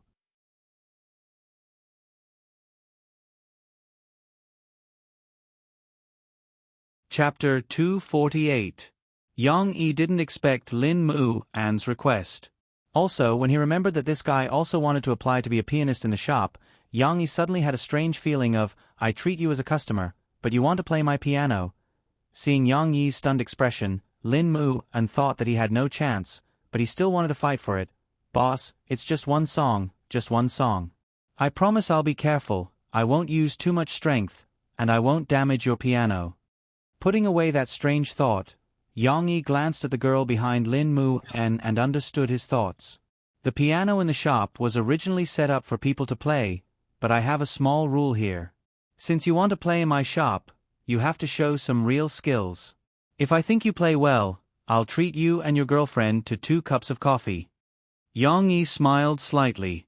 "But if you don't perform well, not only do you have to pay for these 2 cups of coffee, but you also have to buy a cupcake in the shop. This request isn't too much, right?" Yang Yi's words were naturally not to make things difficult for Lin Mu-en, who was somewhat poor. Although Yang Yi didn't interrupt the conversation between Lin Mu-en and his girlfriend, he heard every word. He knew Lin Mu-en's financial situation. It was estimated that he wasn't much better than Qianli Chuanshu. Yang Yi could give Qianli Chuanshu a chance to show himself, so naturally, he would also give Lin Mu-en a chance. As for the so-called conditions and rewards, they were just incentives and gifts that Yang Yi deliberately gave him.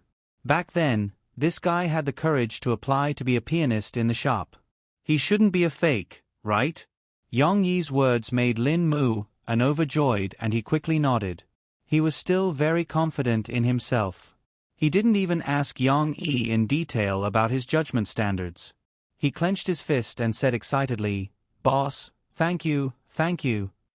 Lin Mu-en turned around and whispered a few words to his girlfriend. The girl didn't refute her boyfriend anymore. She only blushed and sat down in a booth.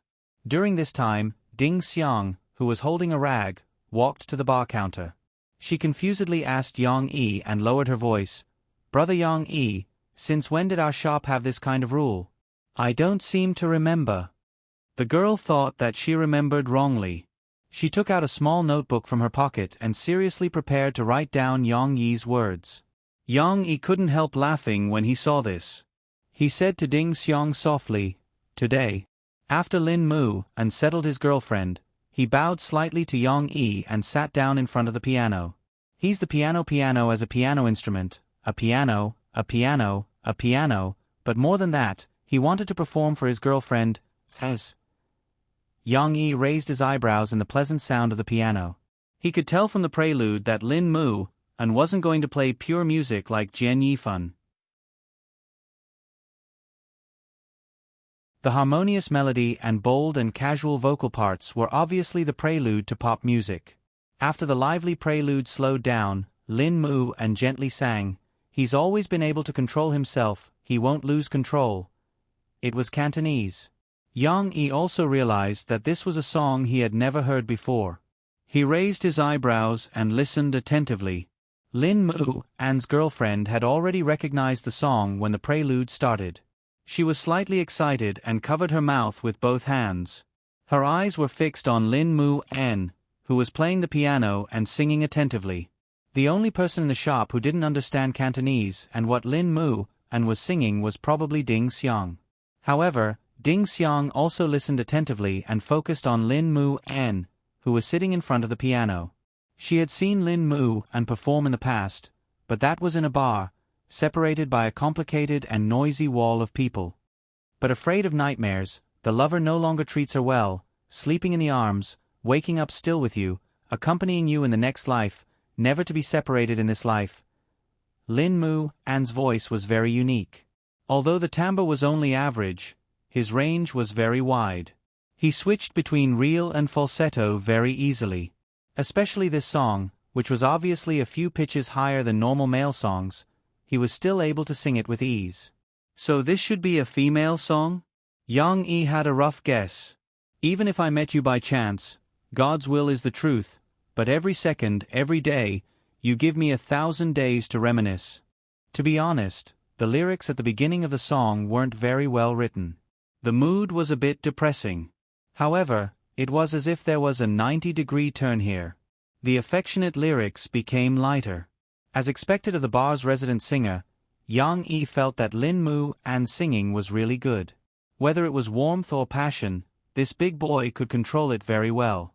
Moreover, as he played and sang, his voice was full of emotion. "It's especially unbearable when it's dark, fireworks don't know how to go on again, I don't want to be separated from you tonight."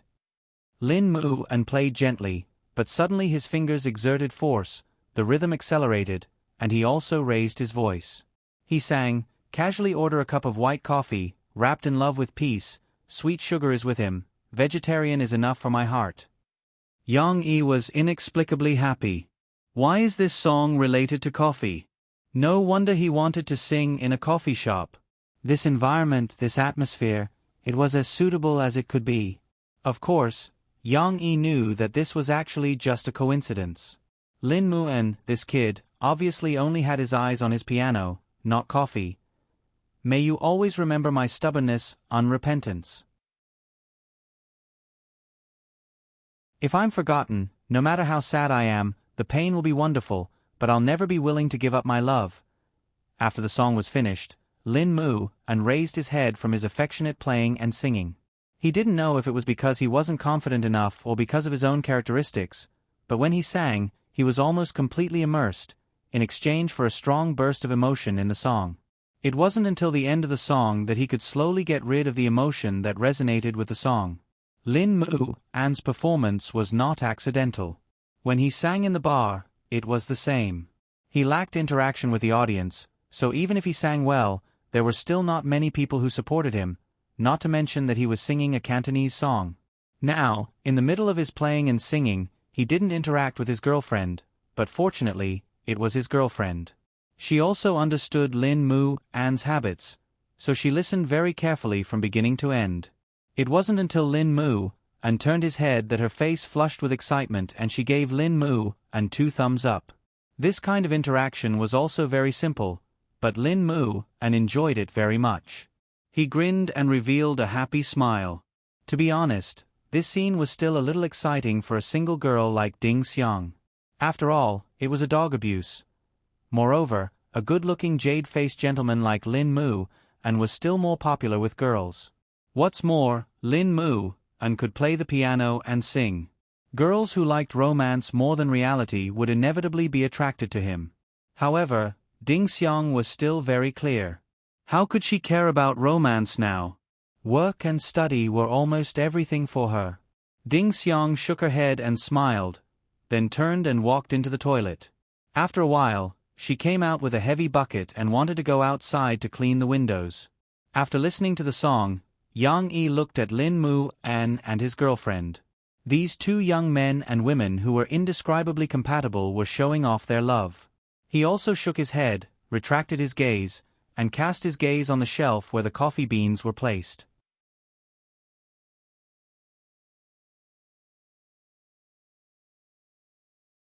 Chapter 249. Lin An's performance had obviously been approved by Yang Yi. Yang Yi took down the innermost jar and carefully took out 2 Mandeli beans. Yang Yi wasn't a stingy person, but he wouldn't treat just anyone to Mandeli coffee. It wasn't because the specially made Mandeli coffee was expensive, but because he was worried that the other party wouldn't know how to taste it and would waste it. But Lin An was different. His relationship with his girlfriend made Yang Yi feel the need to bring out Mandeli. The sour taste of the coffee beans wasn't strong, but it was easy to distinguish. It also had a strong herbal fragrance. Wasn't it just like their love? After saying a few words to his girlfriend, Lin An walked over and looked at Yang Yi uneasily. "Boss, may I ask if my singing is okay? The song you sang just now was quite good. Is it your original song? What's the name?" Yang Yi didn't answer directly. He was concentrating on fiddling with his utensils. When Lin An was embarrassed and didn't know what to do, he asked. "No." Lin An quickly answered. "This song is called Sugar in the Coffee. It's a song by a singer in Hong Kong called Virgo. My girlfriend, Ran Jean, likes it a lot, so I sang it for her. This kind of name was very good, very powerful. Sugar in the coffee, in Hong Kong, meant to remove the sugar and not add any sugar. As for Virgo, Yang Yi couldn't help but want to laugh. Who would use the English word for Virgo as a name? Of course, Yang Yi only secretly criticized it. He still remembered the name of the song. He planned to buy it and play it in the shop later, so that the customers who drank coffee all day and added a lot of sugar could learn from it. Seeing that the atmosphere was about to become awkward again, Yang Yi brought 2 cups of freshly brewed coffee over. He smiled at Lin An and said, "These 2 cups of coffee are on me. You sang well. Keep it up, keep it up." Yang Yi's last sentence was, of course, to encourage Lin An. Every bar singer had a dream to walk on the real stage. Lin An should also be pursuing his music dream, just like Chen Chuanshu and the other 2 boys. If he kept it up, Yang Yi felt that Lin An could also be as successful as Chen Chuanshu. Lin Mu and was a little stunned, and then a trace of surprise appeared on his face. He was already prepared to pay for the coffee. "Thank you, boss." Lin Mu and happily carried the 2 cups of coffee and carefully moved back. He couldn't wait to tell his girlfriend the good news. Lin Mu, An's girlfriend, ran Jean, curiously, to ask him something. Then, she brought Lin Mu and to meet with Yang. "Hello, boss. How are these 2 cups of coffee?" Compared to Lin Mu, An, Ran Jean was much more generous in dealing with people. She pushed Lin Mu An and said softly, "It's not easy to do business these days.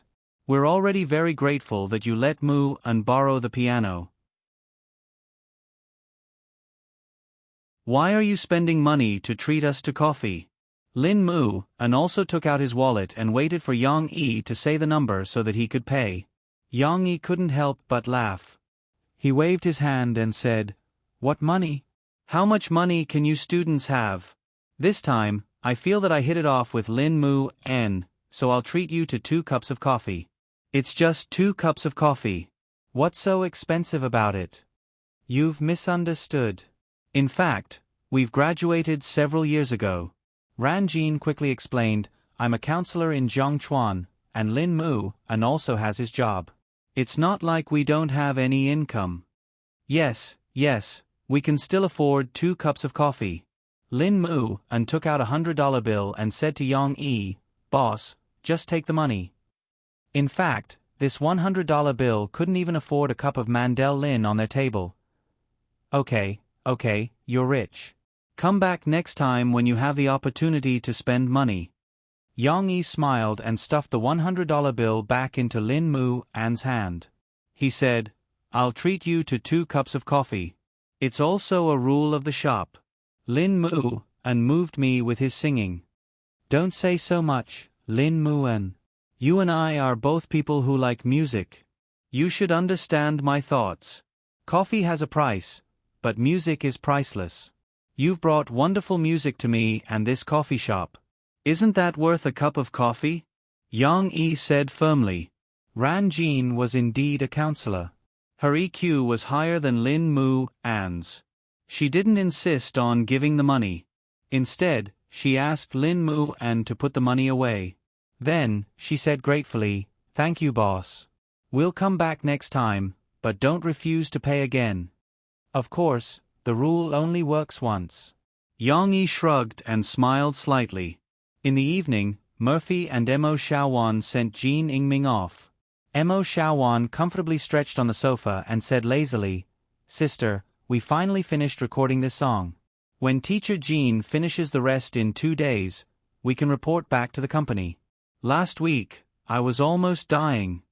Murphy looked at her cousin with a strange expression and said, "What? You're asking for leave again?" "It's not that I'm asking for leave. I just saw that you've been busy recording songs. Then, it just so happens that Xiao AI's place doesn't have all the furniture, so I wanted to find some time to go shopping with her." "Don't worry. Sister, I know what I'm doing. I definitely won't hold you back." Mo Xiaowan climbed up from the sofa and giggled. However, she saw Murphy's eyes. Mo Xiaowan saw the ridicule in Murphy's eyes. Her heart suddenly thumped.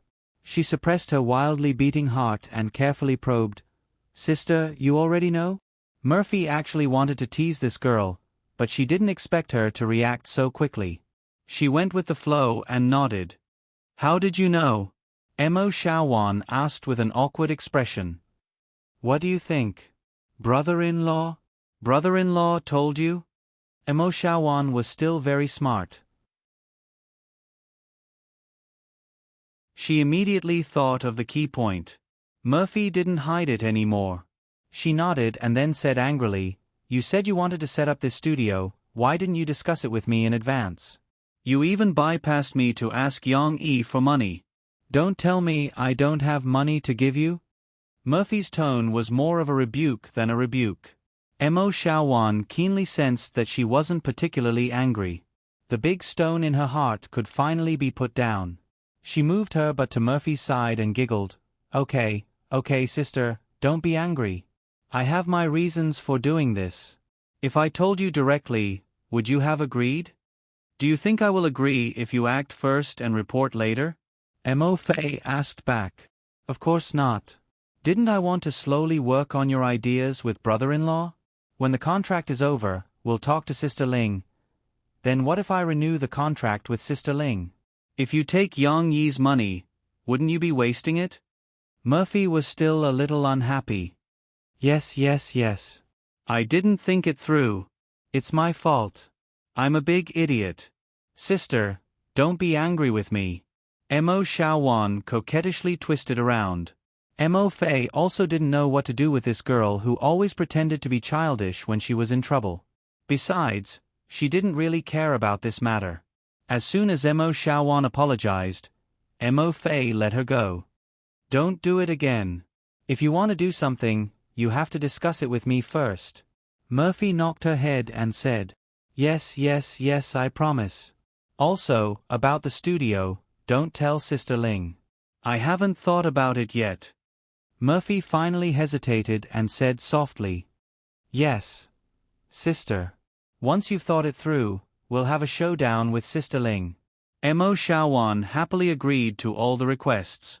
This girl's happy appearance didn't look like she was admitting her mistake. Of course, she was happy because she didn't have to rack her brains for excuses to take time off. In the future, she could openly skip work.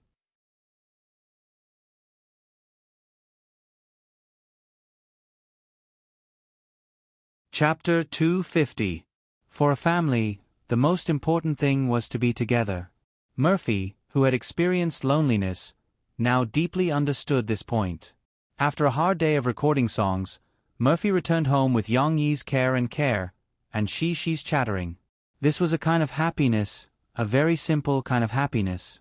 Although it had become normal for the entertainment industry to have less reunion and more separation, even if Murphy didn't run commercial performances, in the future, after the recording of her new album, it was inevitable that she would run around during the promotional period. However, Murphy still liked the warm feeling of being together as a family. Murphy found out that Yang Yi's identity was Mu Ziyang, but it wasn't much different from before. This was like an ordinary episode. Murphy didn't force Yang Yi to write and sing new songs for her every day just because he was Mu Ziyang. On the second day after their identities were exposed, Murphy sat in Yang Yi's car as usual and waited for Yang Yi's meticulously prepared food as usual. Then, the family finished dinner as usual and went for a walk on the dam of the Grand Canal. Murphy and Yang Yi liked this kind of disciplined life very much. The only change was that Murphy, who was about to watch TV after the walk, was called to the study by Yang Yi excitedly and then showed a new thing. This is called micro-broadcasting. I asked Jiang Chuan's students to create a website some time ago. You can think of it as a simplified version of a blog. On micro-broadcasting, you can use simple words, like text messages, to post your recent situation. You can also share your mood today, photos. In the study, Yang Yi explained the functions of this new thing. Then, he changed seats with Murphy and let her try it. She came over early to join in the fun. She had been stretching her neck and tiptoeing just now. Now that she saw her mother sitting in front of the computer, the little girl couldn't stay still. She excitedly squeezed into her mother's arms. I want to see it too. Let me play too, okay? However, the little girl was caught by a big hand. She cried out as her limbs were lifted into the air and she was carried up. Oh, I'm going to fall. She giggled and quickly hugged her father's neck. You're getting more and more naughty. Yang Yi looked at his daughter dotingly and gently pinched her little nose. He said softly, You can't see it. Dad will hold you and watch it. He pulled a chair and sat down next to Mo Fei, and the little girl was put on his lap. Okay then. Cici found a comfortable position, half sitting and half lying in her father's arms. Then, her black eyes rolled around, and no one knew what she was thinking. Under Yang Yi's guidance, Murphy registered an account and directly used her own name as the account name. Later, I'll get someone to authenticate you. In the future, you can use this account to interact with your fans. Of course, if you don't play often, you can let Mo Xiaowan take over the operation management for you. Yang Yi knew Murphy's character. She was definitely not the kind of celebrity who would update her status every day. Fans. Do they also use this micro-broadcasting? Murphy asked doubtfully. Of course, micro-broadcasting will be used more and more in the future, just like SNS. Yang Yi said with certainty. Moreover, in the future, the micro-broadcasting operation of celebrities will also be a great knowledge.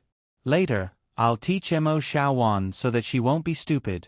Don't talk about her like that. Xiaowan will be angry with you later. Murphy couldn't help but laugh. Papa, look. She suddenly cried out. After watching her mother's clumsy mouse operation for a while, the little girl had already lost interest in watching. She was half lying in her father's arms, kicking her legs and playing by herself. Being called by their daughter, Yang Yi and Murphy both looked down at her. They saw that the little girl had unknowingly pulled up her clothes, revealing her white belly. Then she pinched her belly, that was squeezed out because of this position. Hee Papa, look, I'm also the same as Xionaire. My belly is big. It's so fun. The little girl foolishly pinched her belly and laughed. She was so happy that she couldn't close her mouth. Murphy was stunned for a moment. She quickly reached out to pull down Shishi's clothes to cover her belly and said reproachfully, Shishi, how can a girl be like this? It's so unladylike. In the past, the little girl was very concerned about her image. Yang Yi was a little confused by Shishi's appearance just now. He reacted and said, Shishi, girls can't lift up their clothes and show it to others, do you know? Why? Xionaire also let us play with her belly. It's soft and fun. She was very confused. She blinked her big innocent eyes and asked. Don't worry about what Xionaire does. Shishi, just remember Mom and Papa's words. You can't lift up your clothes. Murphy said seriously with a straight face. She was still a little afraid of her mother's temper. The little girl pouted her small mouth and nodded obediently. Although it was just a small episode, Yang Yi took it seriously. Xionaire also let us play with her belly. The little girl's words kept echoing in Yang Yi's mind. He didn't know what Shishi was talking about, but when Yang Yi thought of how his daughter foolishly lifted up her clothes and revealed her small belly, his heart collapsed. The little girl was bored and ran out to play with the kittens. Yang Yi turned his head and said to Murphy seriously, Look at Shishi. How stupid is she? She doesn't realize the difference between girls and boys at all. So it's better to do it sooner rather than later. You'd better find some time to teach that lesson to Shishi. That lesson, of course, Murphy knew what Yang Yi was talking about. Yang Yi had already drawn the lesson materials with pictures and text before, but Murphy felt that it was a little difficult to talk about it, so it had been delayed. Now, Murphy was also shocked by her daughter. From her daughter's behavior, the children in the kindergarten, like Lan Xian, didn't have the awareness of the difference between men and women, let alone the idea of protecting their own bodies. If she didn't teach Shishi well in this area, she was afraid that Shishi would unintentionally imitate some of the behaviors that were out of line when she played with other children. So, Murphy's expression was a little heavy at the moment. She nodded solemnly. Let me take a look at those cards again. After dinner tomorrow night, I'll talk about it with Shishi. Murphy said. Yang Yi took a box from the bookshelf and opened it. Inside were the small cards that he had drawn for children's sex education. The cards were all cute cartoon figures. He thought that she would be more receptive and have a deeper impression after seeing these cartoon figures. You've even added color? Murphy was a little surprised. Last time, when Yang Yi finished drawing, she glanced at the cards, and they weren't as colorful as the ones now. Yes, I was quite free a while ago, Yang Yi nodded to Murphy and said with a smile, Let me tell you about the content inside. I'll help you organize your thoughts.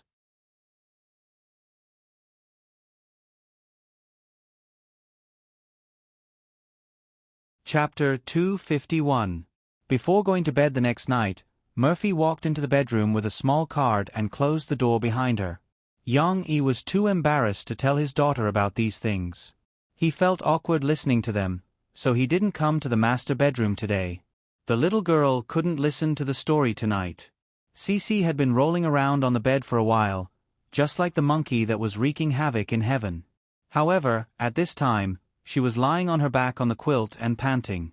When she heard the noise, she quickly turned over and sat up on the bed, her messy hair covering half of her small face.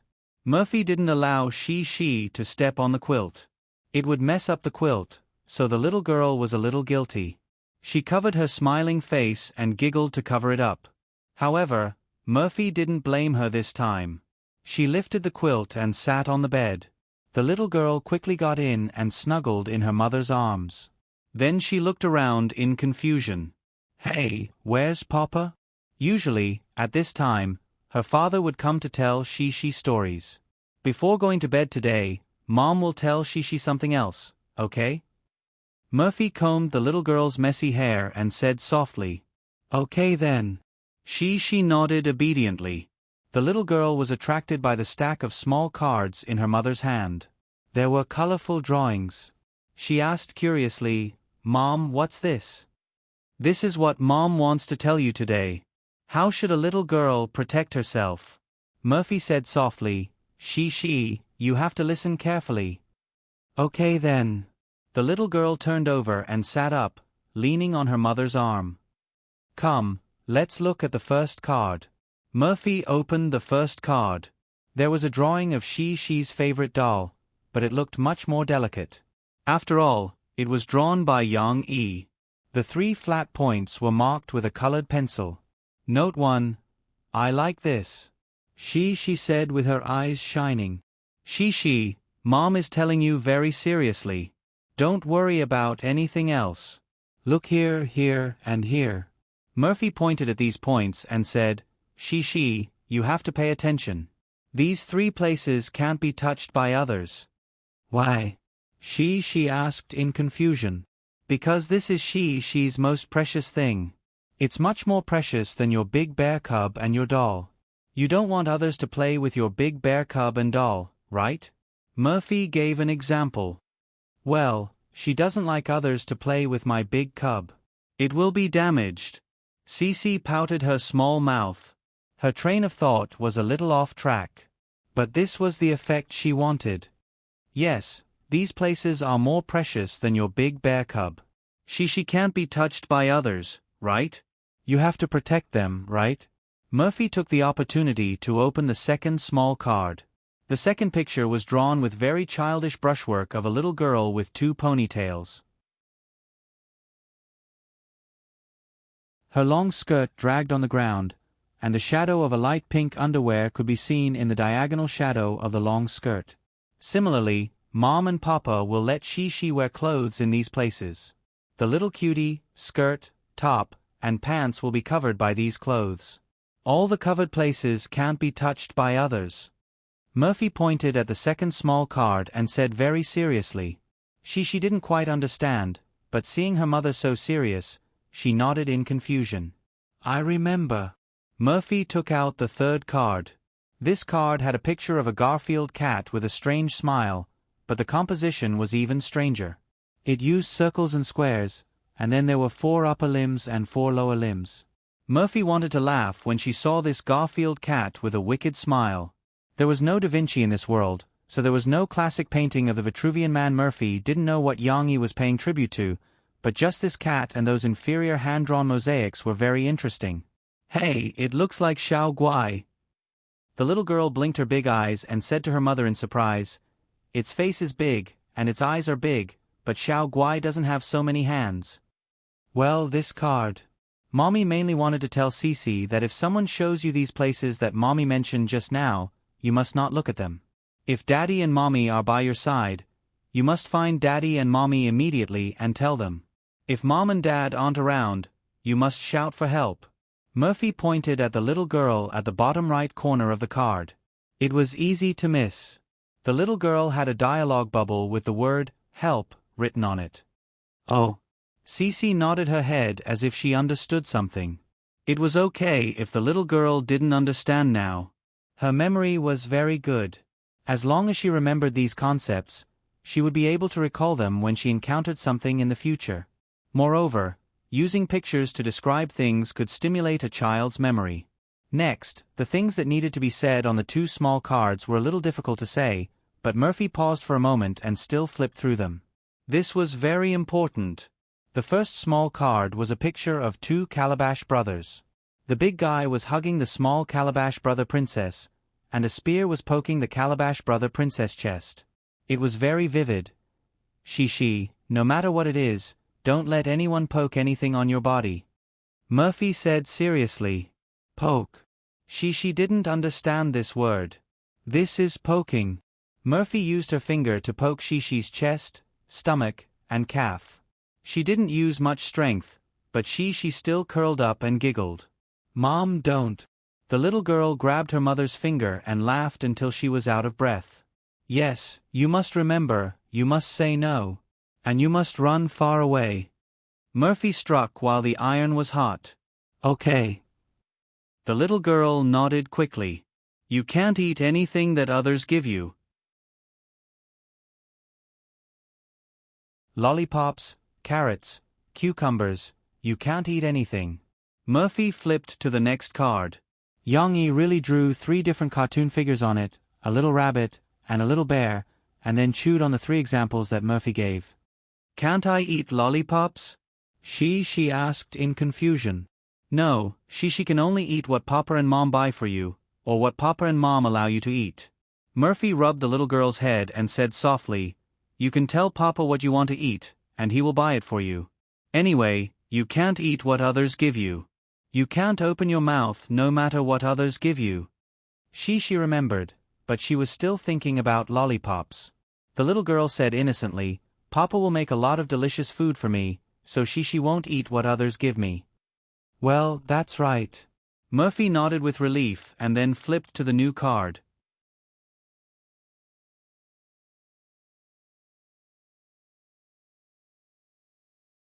Chapter 252. On the new card, there was a little girl with her hair tied up in a bun and carrying a school bag. Then, there was a wretched uncle wearing a fisherman's hat and round-rimmed sunglasses holding a lollipop. The narrator said, Good girl, follow uncle, and I'll give you a candy. Murphy had to explain in detail. She first asked, if someone wants to take you to a remote place, how will you respond? What are we going to do? She asked curiously. No, you can't do that. If someone you don't know says, Little girl, uncle or auntie will take you to a fun place, you must refuse him, no matter what it is for. Murphy educated her.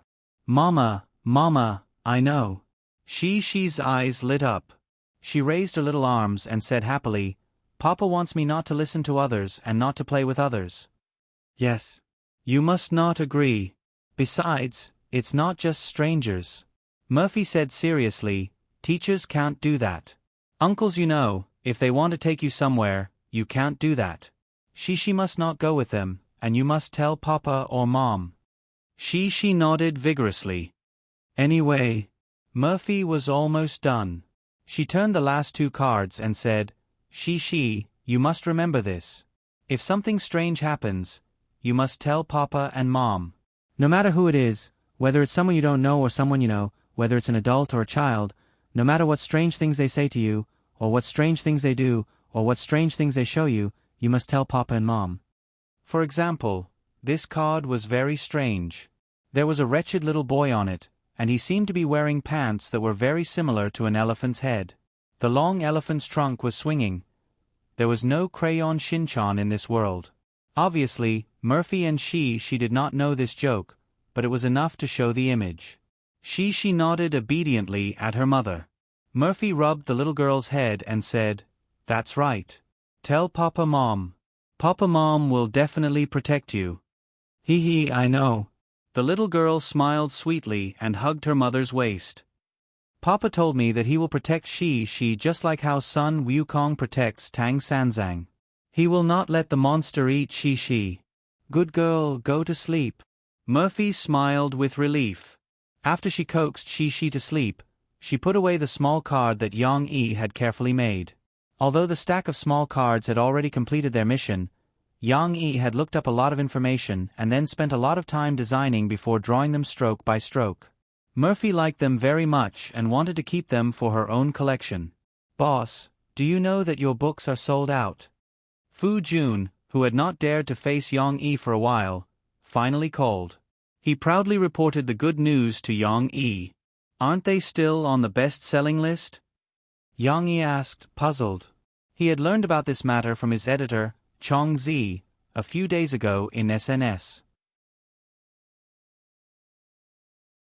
Chong Zi told him that although it had been a few months, the physical sales of these two books were still strong, and they could be ranked in the top 20 on the monthly list.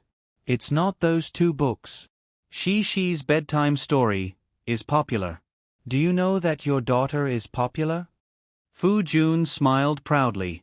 Now all the children in China are envious of the little girl named Shi. They all want to be your daughter. Haha.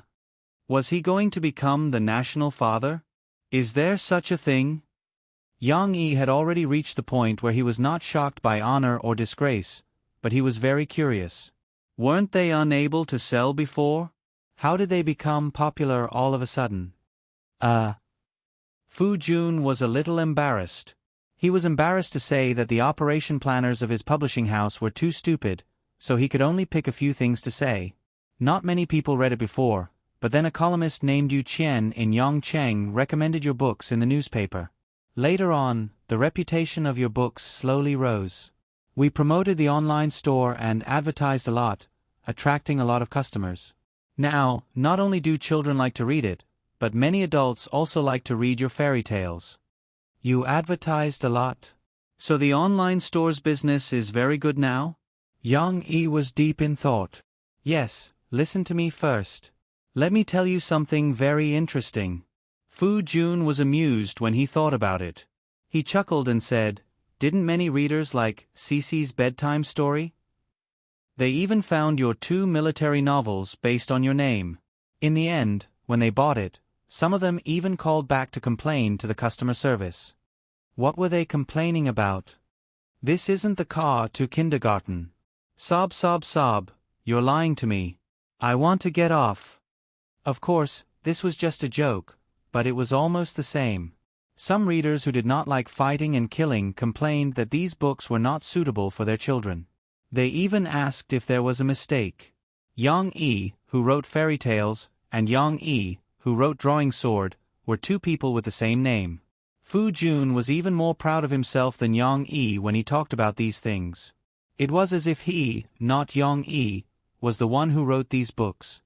You called just in time. I have a new idea about the development of the Sahara online store. Are you interested in hearing it? Yang Yi did not beat around the bush and went straight to the topic. What new idea? Fu Jun was interested. Over the past few months, it could be said that Fu Jun was convinced by Yang Yi.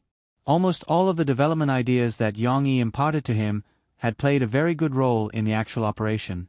For example, the new operation logic of the online bookstore's webpage greatly reduced the difficulty for new customers to get started, thus promoting the increase in sales. Another example was the online bookstore's name change to the online store, moving from a single book sales to a diversified development path. This choice was obviously the right one. After increasing the sales of clothing, bags, infant products, and other products, the number of visits and profits of the online store could be said to have soared. The multiple product lines even promoted each other, increasing each other's sales. Fu Jun also admired the new online banking model that Yang Yi asked him to work as a go-between with several banks. It directly put the online economy on a new trajectory. More people were willing to spend online through online banking. Not only was online shopping in the Sahara online store more convenient, but other internet companies, except for third-party payment companies, were also able to profit from this wave. This allowed Fu Jun to enjoy a good reputation in the industry. Now that Yang Yi had a new idea, how could Fu Jun, who had tasted the sweetness, not be overjoyed? Open up sales channels for various types of music records. Yang Yi said lightly, at present, the only music websites only provide single downloads. No one can buy physical records from any website. Our Sahara online store can fill this gap.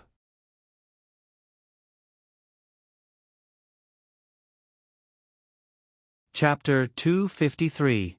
However, Yang Yi's proposal was not fully approved by Fu Jun. He frowned, thought for a while, and said, "Record sales are not as simple as you think, Yang Yi. Basically, the major record companies control the distribution channels. If we want to sell records, we can't bypass their restrictions. We're not going to do distribution. We're going to do the same business as bookstores and video stores. We won't produce books or records, but we'll be sales agents." Yang Yi explained, "It's just like the books sold in online stores are not all books from Sahara Publishing House." "I understand." Fu Jun patted his head, secretly thinking that he was thinking too much.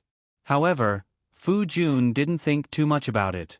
Yang Yi's next words revealed the true purpose of his proposal. "However, this is only for now. We can cooperate with these record distribution companies in the early stages, but we have to steal from them and get the rules and corresponding resources for record distribution. When the time is right, we can also establish our own distribution channels." "Your own distribution channel?" Fu Jun asked in surprise. His heart started to beat faster. "Yes." Yang Yi's tone was still calm at the moment, and he seemed to be unperturbed on the phone. "We'll take another path and do an internet-style distribution channel. Moreover, our main target is not the large entertainment companies. We won't fight with the current record companies for this cake. We'll be the distribution channel for independent musicians that they look down on, so that everyone who likes music can release their records." Fu Jun sucked in a breath of air. He could see Yang Yi's deeply hidden ambition in this. Of course, Fu Jun was still not sure whether independent musicians' records would be welcomed by the market. The benefits of this distribution channel were difficult to estimate, but Fu Jun was persuaded by Yang Yi. This was a very interesting goal. Not only records, but also movies, videos, and books. We can do an internet-style distribution channel, giving individual creators or small companies with no background a platform to show themselves. Yang Yi smiled slightly. "It's just like what Chi Yu did with the web novel. Believe me, the creative ability of billions of people will make Sahara Publishing House take off completely." Although Yang Yi's words were not passionate at all, Fu Jun himself was surging with excitement. Good. I'll call someone for a meeting in a while," Fu Jun said excitedly. Of course, there was no need for Yang Yi to come up with the actual plan for Fu Jun. Fu Jun was not an idiot boss, so he would naturally organize his planning team to study it. He would also wisely hide the grand plan that Yang Yi mentioned. Now, all he needed to do was to establish a good relationship with the record company and get them to sell the internet to Sahara Online Mall. "Don't worry, I have a gadget here that I recommend you and your employees to try. It's quite fun." Yang Yi smiled. "It's called micro-broadcasting. It's something that my people have recently developed." Although Yang Yi had high hopes for micro-broadcasting, its development was still relatively slow after it was developed. It could not even catch up with the promotion of another product of the same project. Facebook had already become popular in the campus of Jiang City Media University. The path it took seemed to be similar to Facebook in that time and space. After all, it was a plan provided by Yang Yi. However, it was slightly different under Mao Peifu's adjustment. There was no use of hacking techniques to steal the registration photos of female students that might cause disgust. Mao Peifu made use of her connections and Yang Yi's financial support to organize a campus bell election in the School of Business Media. Mao Peifu had asked for the consent of all the beautiful students in the School of Business Media who were on the list. They had signed contracts and paid remuneration. Of course, they had also provided the most beautiful photos that they had taken. It was definitely not comparable to those ID photos. Although he wasn't part of the staff, Guazi had volunteered to be part of the publicity staff after he learned about senior sister Mao Peifu's plan from Ding Xiang. He loved being evaluated as the most beautiful girl in the academy. With Guazi jumping up and down, waving the flag and shouting, coupled with the campus bell election, a large number of registered users flooded into Facebook. Most of them were boys, but there were also many girls who came to watch the fun. Moreover, it was not only the students of the School of Business Media.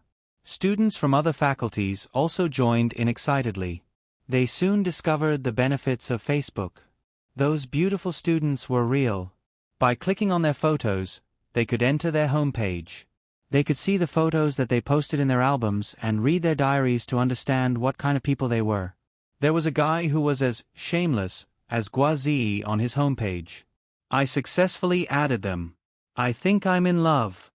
The first selection came to an end quickly. Everyone had different preferences, and the results of the selection would naturally be controversial. This controversy was good because it would continue to bring popularity to Facebook. Of course, after participating in the Campus Bell election, the boys couldn't sit still. They all expressed that they would hold a Campus Bell election for their faculties too. More voices said, "There are no real beauties in the School of Business Media. The real beauties are in the film school.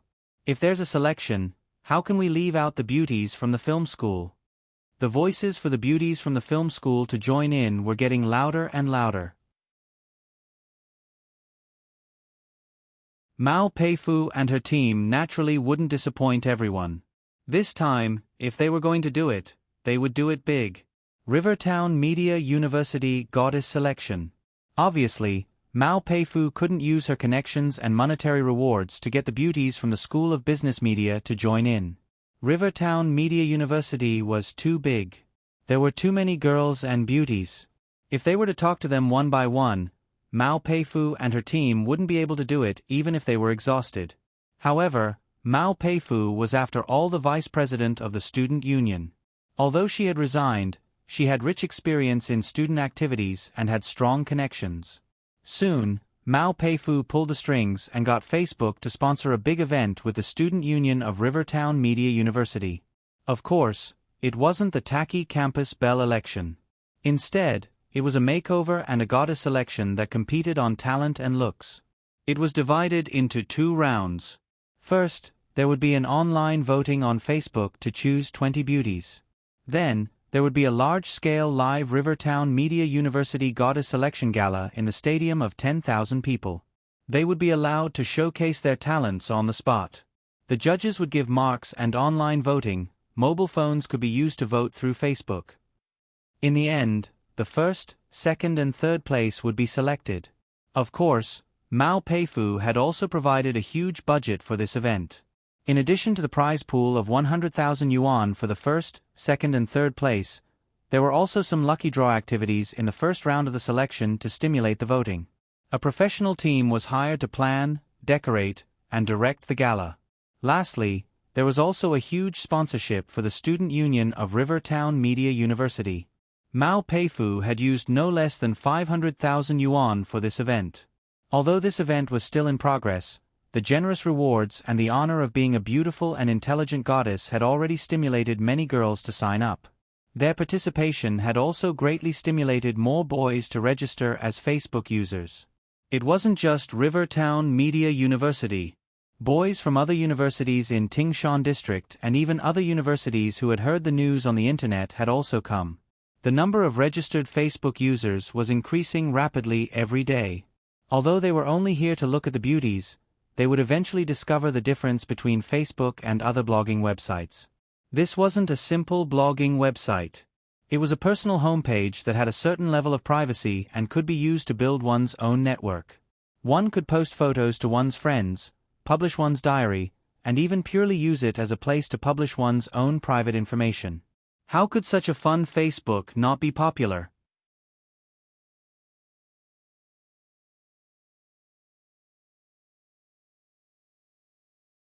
Chapter 254. Unknowingly, it had already been the month of bachelors.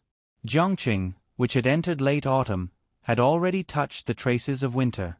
Especially after the setting sun disappeared at the end of the horizon, the bleak cold wind began to howl between the buildings, destroying the already bald branches. The pedestrians on the road couldn't help but shiver when they heard the sound. They wrapped themselves in windbreakers and walked 2 steps faster. Fortunately, the house was warmer. Yang Yi had already installed the home heating equipment for Shi. "Papa, hurry up, hurry up. Mom is going to be on TV." That night, Yang Yi, who hadn't finished his dinner, was urged by the little girl. He had to put down his bowl and chopsticks and was dragged by Shi's little hand to the living room. They sat on the sofa and watched the live broadcast on TV. The TV was broadcasting Shanghai TV's Music Power Ranking. This program was currently one of the 3 most authoritative ranking programs in the Chinese music industry. When a singer released a new song, they would need to appear on 3 ranking shows one after another to fight for a higher ranking for their song. That way, they would be able to gain more exposure. The Music Power Ranking program was set in a small music hall. There were supporting fans at the scene, shouting as if they were watching a concert. Moreover, the whole process was broadcast in the form of a live broadcast. It was a special test of the singer's live performance. It could also be said that the so-called recording studio singers couldn't hide from such a program. Of course, this was also a special test of the singer's psychological endurance. Some singers who were too nervous would also make a fool of themselves on the program. These were inevitable. Although Murphy hadn't released a new album yet, she had released a single. Naturally, she had to go for Coming Across the Sea to See You. On TV, the host was interviewing Murphy. She sat next to her father, her little hand holding her father's finger. She was more nervous than anyone else. "Papa, is Mom going to sing?" the little girl asked. "Yes." Yang Yi patted she's little head and smiled gently. "When will she sing?" The little girl was a little impatient. "Sure, she will sing now." Yang Yi comforted his daughter and focused on the TV. In fact, he was also looking forward to Murphy's live performance. He really liked watching Murphy sing his songs. "Then, let's invite Murphy to perform I Came Across the Ocean to See You, that everyone has been waiting for." The host finally gave up the stage, and the crowd cheered. There were still some Murphy fans who came to the venue. Although the number was not as many as the popular singers, they still raised their support cards high up in the air for Murphy. When the camera panned to the audience, the flashing lights of the 2 words, Murphy, made people feel that Murphy was not alone. But Murphy was alone on the stage. There was no choreography for this song. On the big stage, the lights were bright, and she was all alone. However, Mo Fei's expression was very calm, just like when she was on the show, indifferent, cold, and had a very low sense of presence. If it weren't for her outstanding appearance and extraordinary temperament, she would probably be ignored by others. "For you, I used half a year's savings to come across the ocean to see you." Finally, after the prelude, Murphy raised the microphone and sang a little sadly under the white fog on both sides. Her ethereal and sad voice penetrated the hearts of the fans present and the audience in front of the TV like an electric shock. So it's this song. The fans of other stars on the scene may not know Mo Fei very well, but these days, they still heard the people around them humming Mo Fei's popular song. So when they heard the first line of the song, their eyes suddenly lit up. For this gathering, I even practiced my breathing repeatedly when we meet. Mo Fei's passionate singing made these people's bodies sway uncontrollably. The light sticks in their hands, which were only held for their idols, also couldn't help but be lifted up by the joy in their hearts. As if there were more and more support, the stage was dimmed, and the stars below looked like a sea of stars. The climax of the song was not, "I came across the sea to see you," nor was it the sudden high-pitched memories, they always accumulate slowly. But after the high-pitched, I couldn't hold back my tears even when I was in the most desperate. Murphy paused, and with the newly added violin accompaniment, she sighed and sang, "In a strange city, in a familiar corner." That sobbing voice suddenly gave the audience goosebumps. "It's so nice. Such a sad song, such a beautiful voice. Isn't it worth everyone turning around for her? Vote. Vote, vote, vote. Buy songs? Buy, buy, buy. Watching you go away in the wind and sand. I'm so sad that I can't help myself." The voice was already floating with the wind and sand. Some girls with shallow tear ducts, looking at Mo Fei, who was alone on the stage, and listening to her singing as if she was trying her best to be strong, were instantly moved to tears. Passers-by turned fans. I'm afraid this is the moment.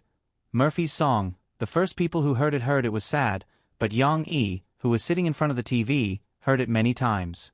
This time, he heard Murphy's second emotion overlapping the first one, sweetness. I hope I can accompany you for 1,000 miles until the end of the world, and stay with you for a lifetime. This stupid woman, isn't the sweet smile she rarely shows in public? Murphy sang on the stage to her heart's content. Perhaps she didn't know that at this moment, there was a little person in front of the TV looking at her with admiration. After her mother started singing, she clenched her father's fingers. She was actually a little worried for her mother. But with Murphy singing freely, she's nervousness slowly relaxed. The little girl watched her mother sing loudly on the stage, and her little body couldn't help but twist. Mom is too amazing. The feelings of worship almost filled the little girl's little heart, but she was still focused on watching her mother's performance. She didn't shout out, as if she was afraid that it would affect her mother. I will stay with you for the rest of my life. In the end, Mo Fei used her excellent breath to drag out the last syllable until it was so weak that it was almost inaudible. It was not to show off her skill, but to fully express her reluctance to part with him at the end. The accompaniment played a lonely part in the end before it slowly came to an end. When the accompaniment ended, Murphy held the microphone and bowed deeply to the fans she had missed for a long time. Walala! Almost all the audience, no matter the fans, stood up at this moment and excitedly applauded Murphy. They applauded her song that moved them. The applause didn't stop for a long time. Murphy could only bow again. When she raised her head again, her emotions couldn't help but fluctuate. Several senior music hosts from Shanghai TV station who were waiting below the stage to host saw this scene and could only stop in their tracks and wait for the applause to stop. They looked at the tearful Murphy on the stage, and one of the hosts couldn't help but sigh. She's back. Yes. How long has it been since they saw Murphy have so many audience members applauding and cheering for her? The last time was probably when Strangers was released, right? Yes, the Chinese music industry, she's back.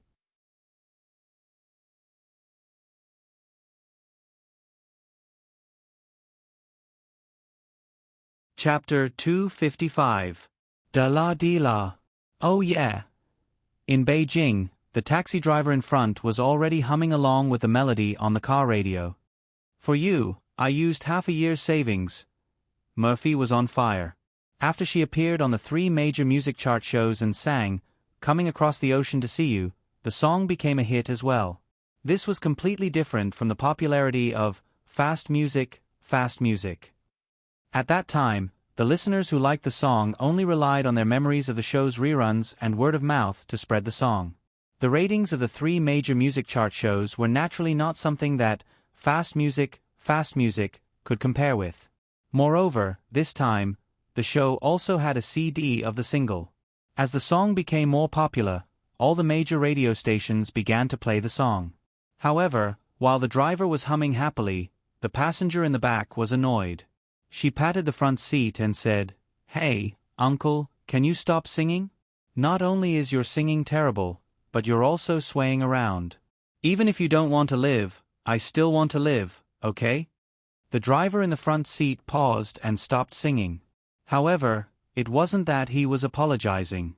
The big men in Beijing had bad tempers. Now that he was being scolded by this woman, he was a little annoyed. His expression kept changing, and he was struggling whether to scold her back or not to argue with her. Only Murphy's sad singing could be heard in the car. It was very awkward. Fortunately, another older woman in the back seat pulled her angry companion and said reproachfully, "Zhen. Ah Qian, don't cause trouble." Then she humbled herself and apologized to the driver. "Hey, it's not a big deal. Okay, tell your friend to pay attention to her words in the future. In Beijing, if she makes a fuss, she'll be punished." The driver's anger came and went quickly. He waved his hand and laughed heartily. "Yes, you're right," Jian Chua said with a smile. The 2 passengers in the car were Zhan Muqian, and her manager, Jian Chua. The 2 of them had come to Beijing to participate in a show to promote Zhan Muqian's new album. Obviously, the strength and effect of the promotion was far less than that of Murphy, who had only sung 1 song. Zhan Muqian looked like she had been wronged. She didn't explode until they returned to the hotel. She threw herself on the bed and pretended to cry. "Sister Chow, you're still helping the driver to scold me.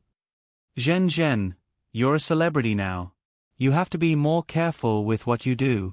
Don't let your temper get the best of you, Jian Chua said to Zhan Muqian as she hung up the clothes. I know, but he didn't recognize me, right? Zhan Muqian said, feeling somewhat unhappy. He didn't recognize you, but what if he makes a big deal out of it? Jian Chua said seriously, no matter what the occasion is, you have to pay special attention to your image. You are now a sweet and well-behaved actress, not a shrew. Zhan Muqian understood, but she was still envious and jealous. She couldn't let go of her anger. Now that she saw Jian Chua being so serious, she pouted and said reluctantly, I know, Sister Chow. I know you're wronged, but you're developing well. You're a bit slow, but one day, you'll surpass Murphy. Jian Chua sat down and said gently. Zhan Muqian felt wronged. Sister Chow, I came across the ocean to see you, was originally my song, Sob Sob. In Zhan Muqian's opinion, this song was originally in her hands, but it disappeared without a trace. If it was her who sang this song, then the person who was popular all over the country and was being chased by this damn driver should be her, Zhen, not Mo Fei. Okay, don't think too much about it.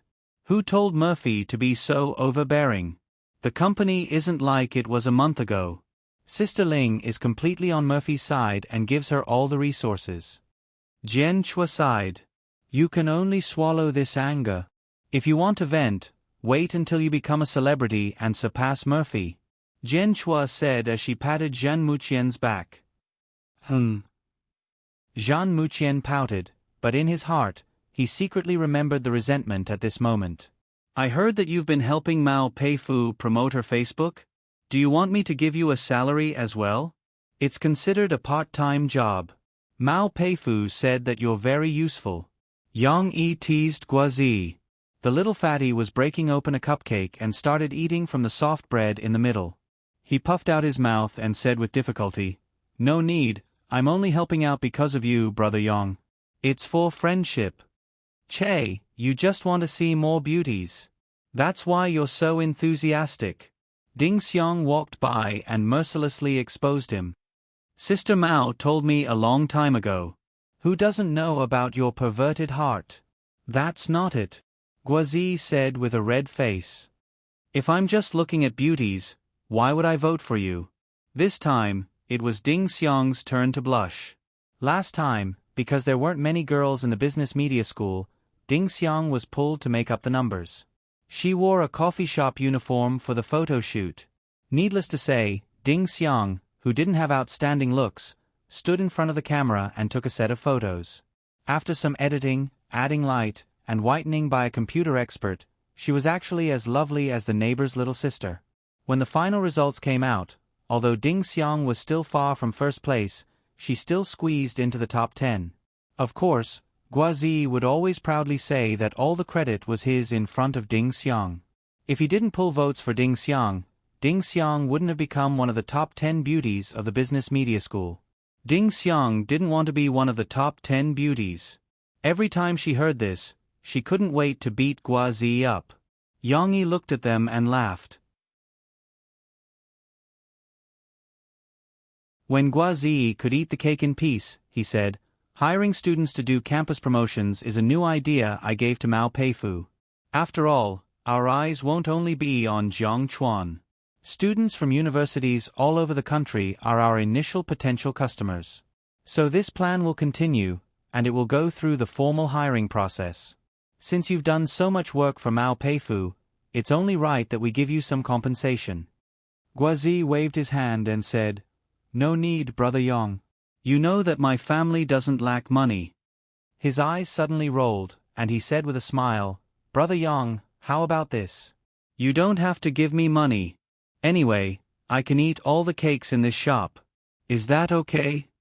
Guazi especially liked the cupcakes that Ding Xiang made. Although he was fooling around at the film school every day, he still came over to buy cupcakes from time to time. However, Ding Xiang limited the amount of cupcakes he could buy. He could only buy one cupcake a day. In your dreams. Brother Yang, you can eat all the cakes here. Over the years, won't you be eating Brother Yang's money? Ding Xiang heard him and immediately said, It's not like I don't want to pay. I'll still pay. I just don't want to only eat one cake at a time. The little fatty was greedy. Ding Xiang turned her head and said to Yang Yi, Brother Yang, you can't agree to eat this kind of dessert every day. Look at how fat he is. He still hasn't lost weight. Indeed. Although Guazi had lost a lot of weight when he came back from Beijing, after the military training, he didn't exercise much. He gradually gained back his weight and his skin color returned. That was why Ding Xiang limited his purchases. Guazi looked at Yang Yi pleadingly, Brother Yang, please do a good deed. Anyway, the cakes in the shop can't be sold. It's a waste to keep them. Why don't you sell them to me? I can even help you promote them. Who said they can't be sold? Ding Xiang said with a lack of confidence. Yang Yi smiled and spread his hands at Guazi. I can't do anything about that. The cakes were made by Ding Xiang. If she doesn't agree, I can't say anything. Ah! Guazi screamed. There was no other way. The little fatty could only lick the crumbs on the paper cup in his hand. It was so miserable. You're tuning in to the Narrate and Escape YouTube channel. Don't forget to subscribe and join us on this journey to catch the most captivating stories.